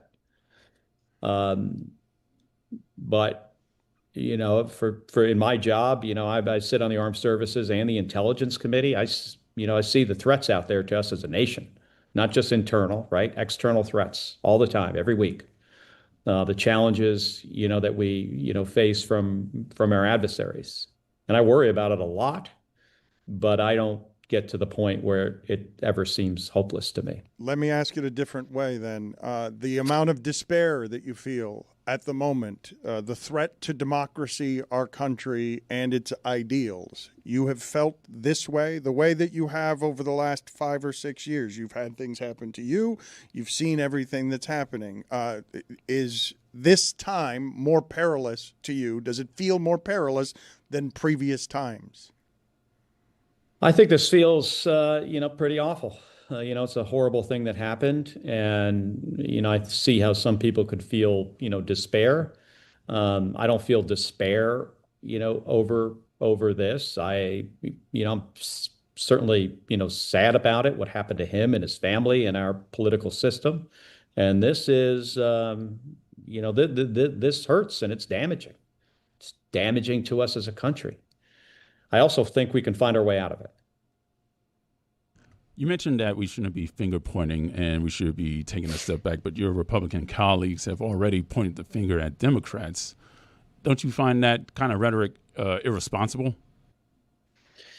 Yeah. I think they're hurting, right now. And in some cases, this was a friend of theirs that lost his life. So I get that part of it.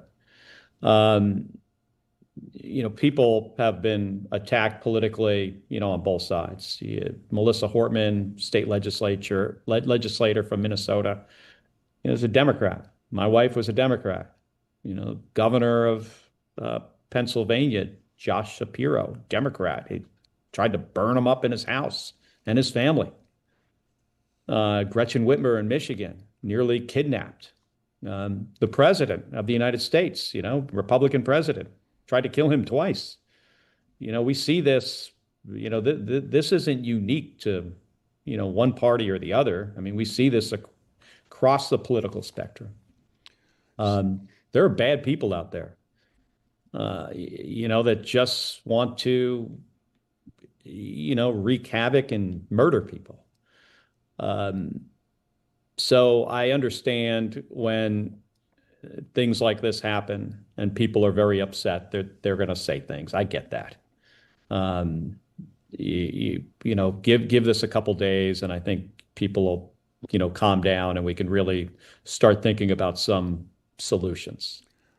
Senator, I thank you for your time. This is obviously somber subject matter. I don't know how to transition from this into the other things that we do, so I'm hoping you can help me. Do you have a favorite football allegiance of some sort? Do you have a strong football opinion of some sort? Something you can give me to somehow try and transition out of what it is that we're presently doing. Maybe break? I could break, or I could just include him in the fun of sports because everyone's a football fan. Maybe a little wrap up. You're absolutely right. I am a football fan. I'll be, watching. I got to travel tonight, but I'll be, watching the Commanders. Big game. I think playing the Packers Prediction? tonight. Prediction Commanders, absolutely. Wow. I mean, I know the +3 must have heard against the spread. I know the Packers, have quite the team, but I'm going with the Commanders. Cardinals, obviously, my allegiance. I think they've had a good start to the season. I'm optimistic. I also have to say, just watching the Minnesota Bears game. Not a big fan of Minnesota. I was really impressed with his quarterback, especially in that last quarter. That's good. That's good stuff. I think that guy really has a future. Thank you, Senator. Tony doesn't believe in Kyler Murray. Yeah, Thanks, Senator, are you tired of Kyler Murray? I'm tired of him. No, you can't be tired. I am not tired of him. What has he ever done? Come on. You guys are still looking for a done? playoff win. Come on. We're going to get it. It's going to be this year. Okay.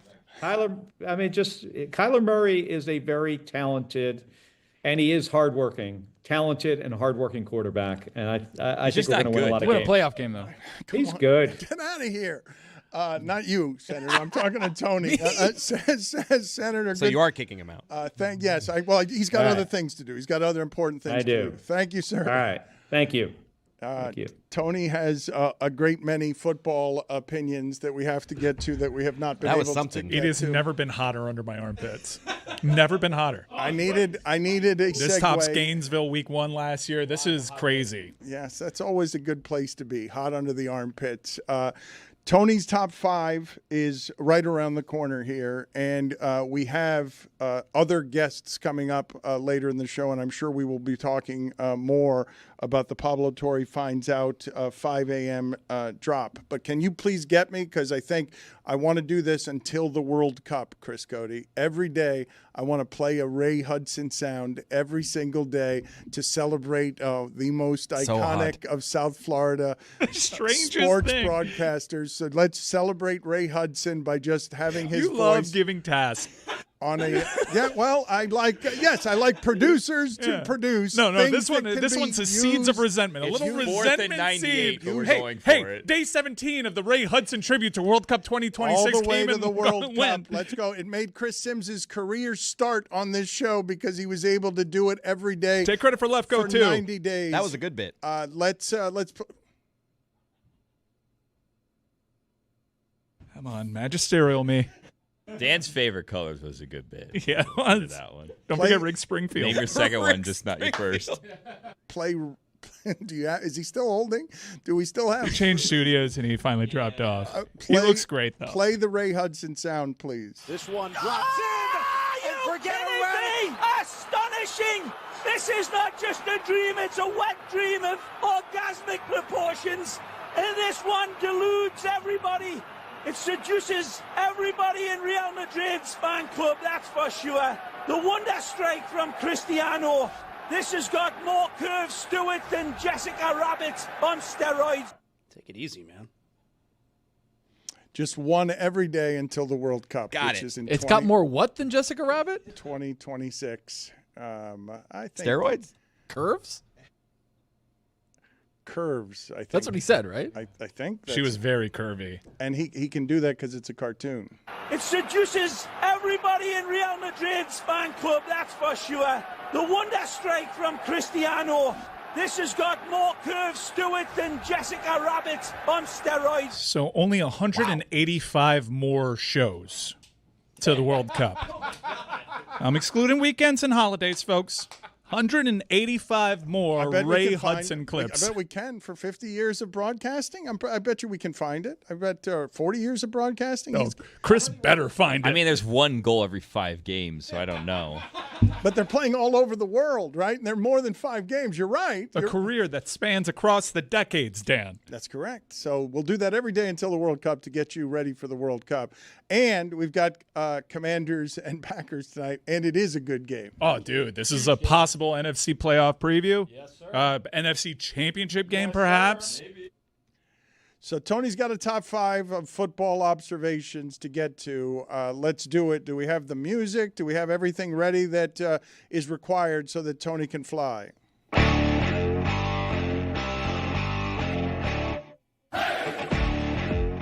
All right, everybody, Tony's Top 5, Week 1, the great return. Feels good to hear that music in its proper context. Hey, we're going to start no all lie, Dan, just straight 5 in Week 1. There was a lot of observations, but I had to put them all down into 5. As the weeks go on, I'll have more and more, as is custom. Don't threaten us. Number 5, Geno can still sling the pill. Did you see him on the first couple of drives against New England?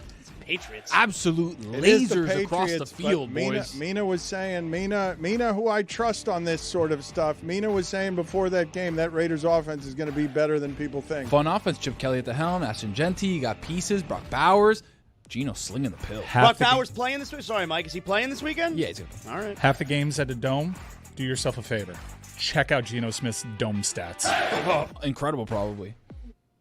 Oh, dude, he's like 2 times a quarterback. He's incredible. The Raiders are going to be in this conversation.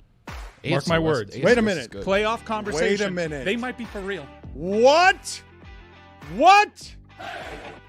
Are the Raiders for real? No, not might be for real. We've been asking that one for 25 years.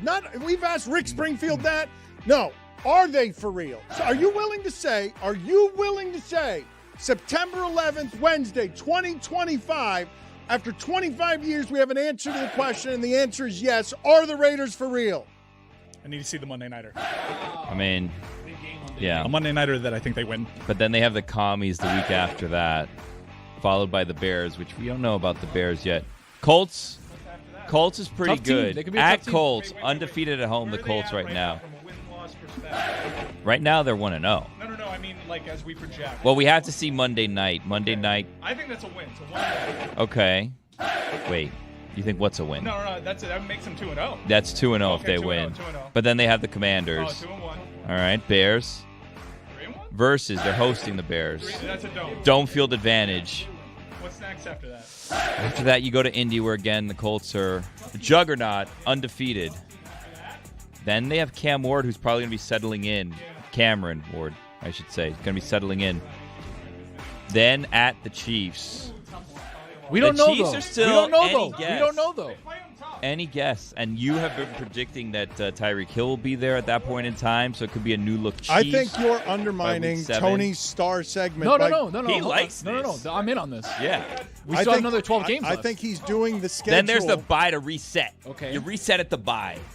Ashton Denty gets hot after the bye. The Jags come into town. Tough game. Ooh, Zaz? Come on. Tough game. I don't think it's a tough game. Tough game. Tough game. Jags suck. I could get flexed. At Broncos. Tough game. That one. And it's a Thursday nighter. Good Thursday night games. Only on I can't Prime. believe how good these Thursday night games are. It's crazy.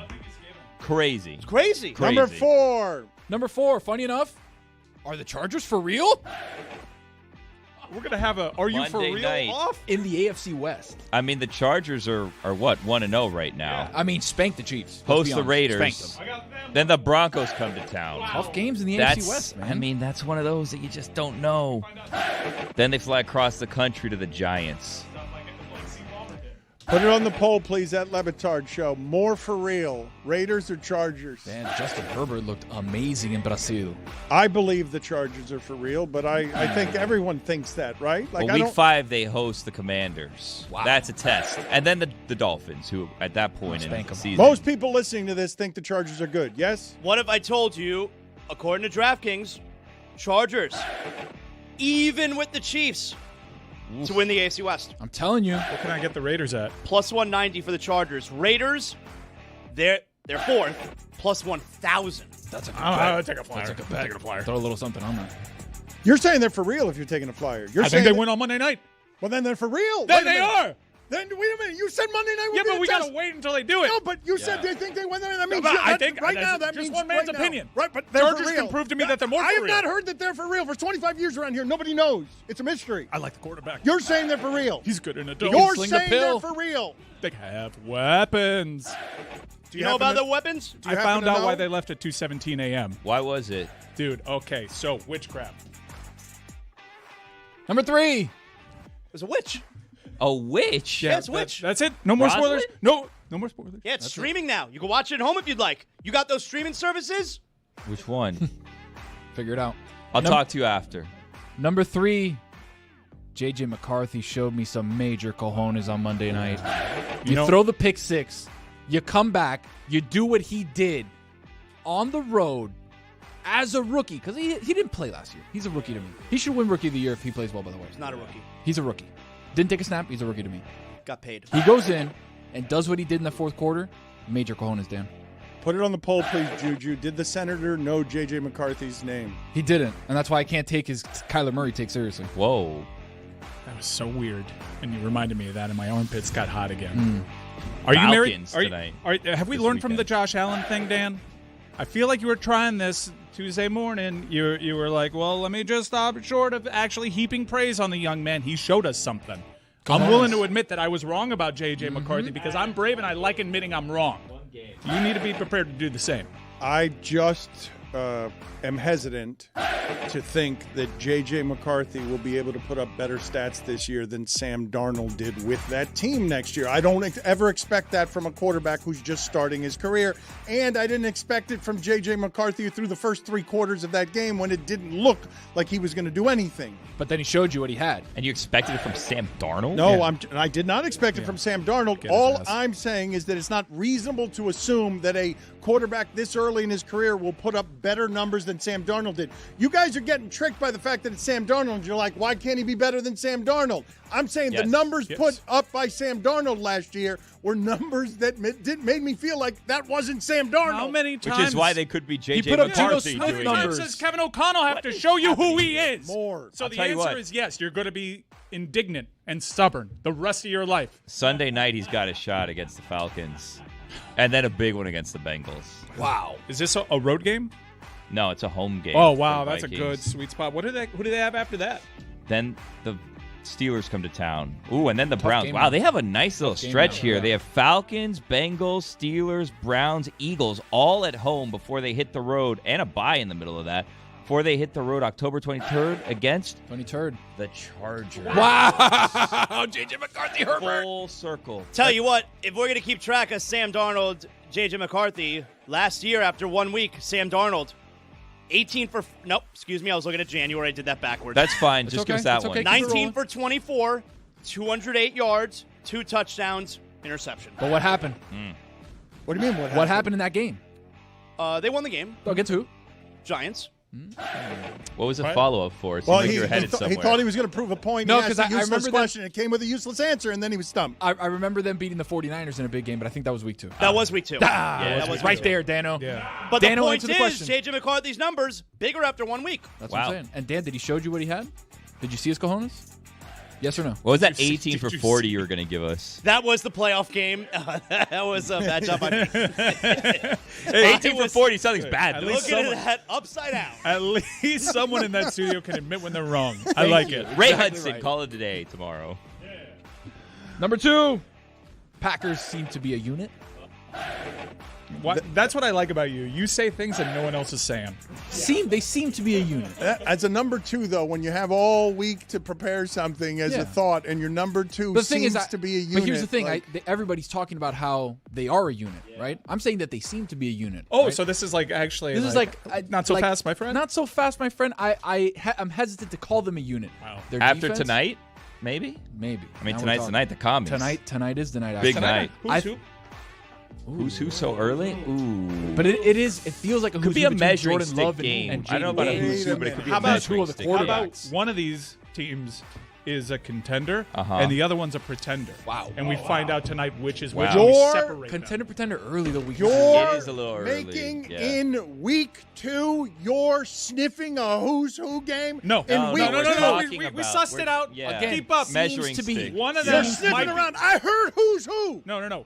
Contenders and pretenders. Yeah. You Separating started. them. No, that's where you ended up. Yes. You started by sniffing who's who. I can't work things out with my It's fellas. not a who. Yeah. Not a, you got to be respectful of the cathedral of who's game. That's not We week were. 2. We were. We No. workshopped We it. said No. it was You not. have have to to ask the question. We said You have it's to ask not. the question. You're judging spitballs, and that's not Yeah. what you do. You don't even want us to ask the question. Yeah.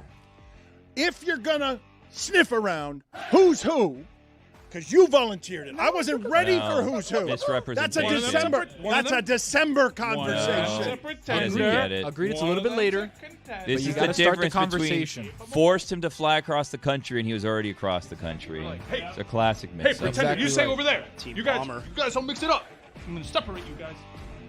Point Team is, Wong. they seem to be a unit, but I want to see how that offense gets together because their offense, even though they have a good quarterback, a lot of B pieces, right? They don't really have an A piece on offense outside of quarterback. They seem to be a unit. I feel Seem like to you've be a changed unit. your opinion of this during the segment because No. We can workshop things. I'm So giving this you- I'm guy's giving you the against take. talking things out. Colts Broncos, could that be a contender pretender What's after game? that? Wow. What's after What that week for the is that? Broncos? What week That's is this that? week, Colts Broncos. What's after that for the Broncos? Let's see. Give me a moment. Yeah, pull them up. Tony, give us the rest while Number he's looking one! this up.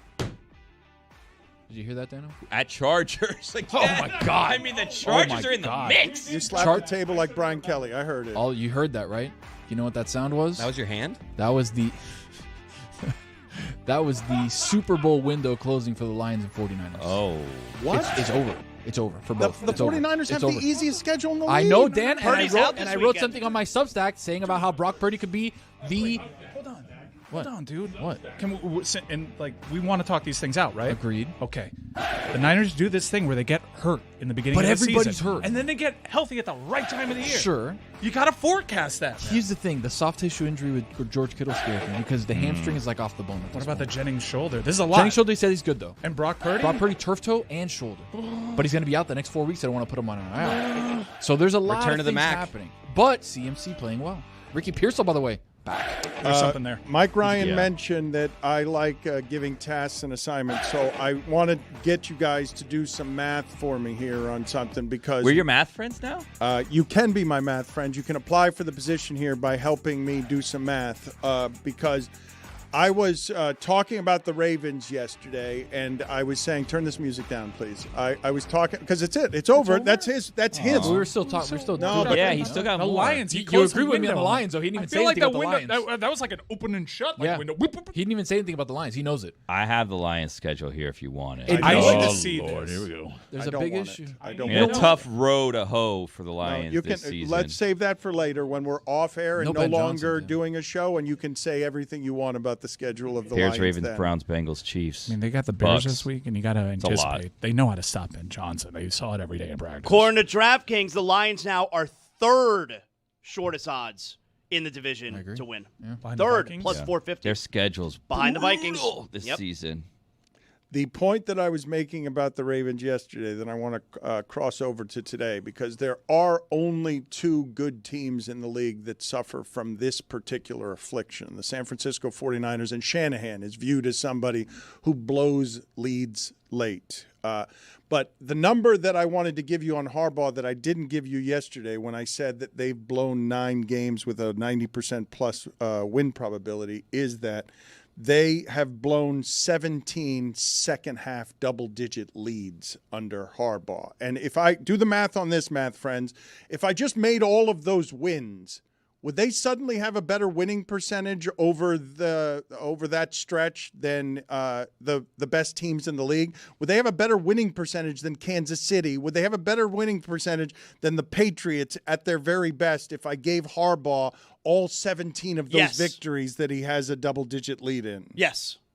You think they'd be the best team in the sport? Very obviously. If I just made all of their double-digit leads wins, none of the collapses losses. Yeah, I feel like we could do that because, okay, are we giving the other good teams that blew games? Are we going to give them their games too? We could do that, but they like the Chiefs certainly haven't blown the amount of games that you're describing to me right now that the Ravens have. So the answer, yes. Carried a 4. It was like 8.75 got. We were looking at the Lions schedule. Wow, what a hard 14 straight tough games. I don't think Tony was tough enough on them. They may miss the playoffs this year, the Lions. Windows closed. I told do you tear it down, or do you say, like, we went through a lot of $260 million. Better question. Fire Dan Campbell? No, you keep Dan Campbell. I mean, so many people want to fire if you're Dan Campbell, though, you listen to offers. Because you look at what's going on here, you say, I lost my coordinators. I don't know about this situation. Maybe I leave before they figure out I'm the problem. Get out while you can. Uh-huh. Potentially. I mean, remember, he had that Texas A&M flirtation not too long ago. He could have come in for a king's ransom, but he decided not to. Wanted to stay put there in Detroit. Tony mentioned windows closing, and there was a very small window where Chris Cody was going to make this joke, and it closed. So that window is now reopened, and we should have done it about 40 minutes ago, but because the window closed, we're just going to do the joke now. Football fans, listen up. The NFL is rolling, and every touchdown brings you closer to a payout. King Sportsbook, an official sports betting partner of the NFL. From first TD scores to anytime props or the rush of in-game live betting, every snap is a chance to win. New customers, this one's for you. Download the DraftKings Sportsbook app and use code DAN. That's code DAN to get $200 in bonus bets instantly when you place your first $5 bet. Plus, over $200 off NFL Sunday Ticket from YouTube and YouTube TV in partnership with DraftKings. The crown is yours.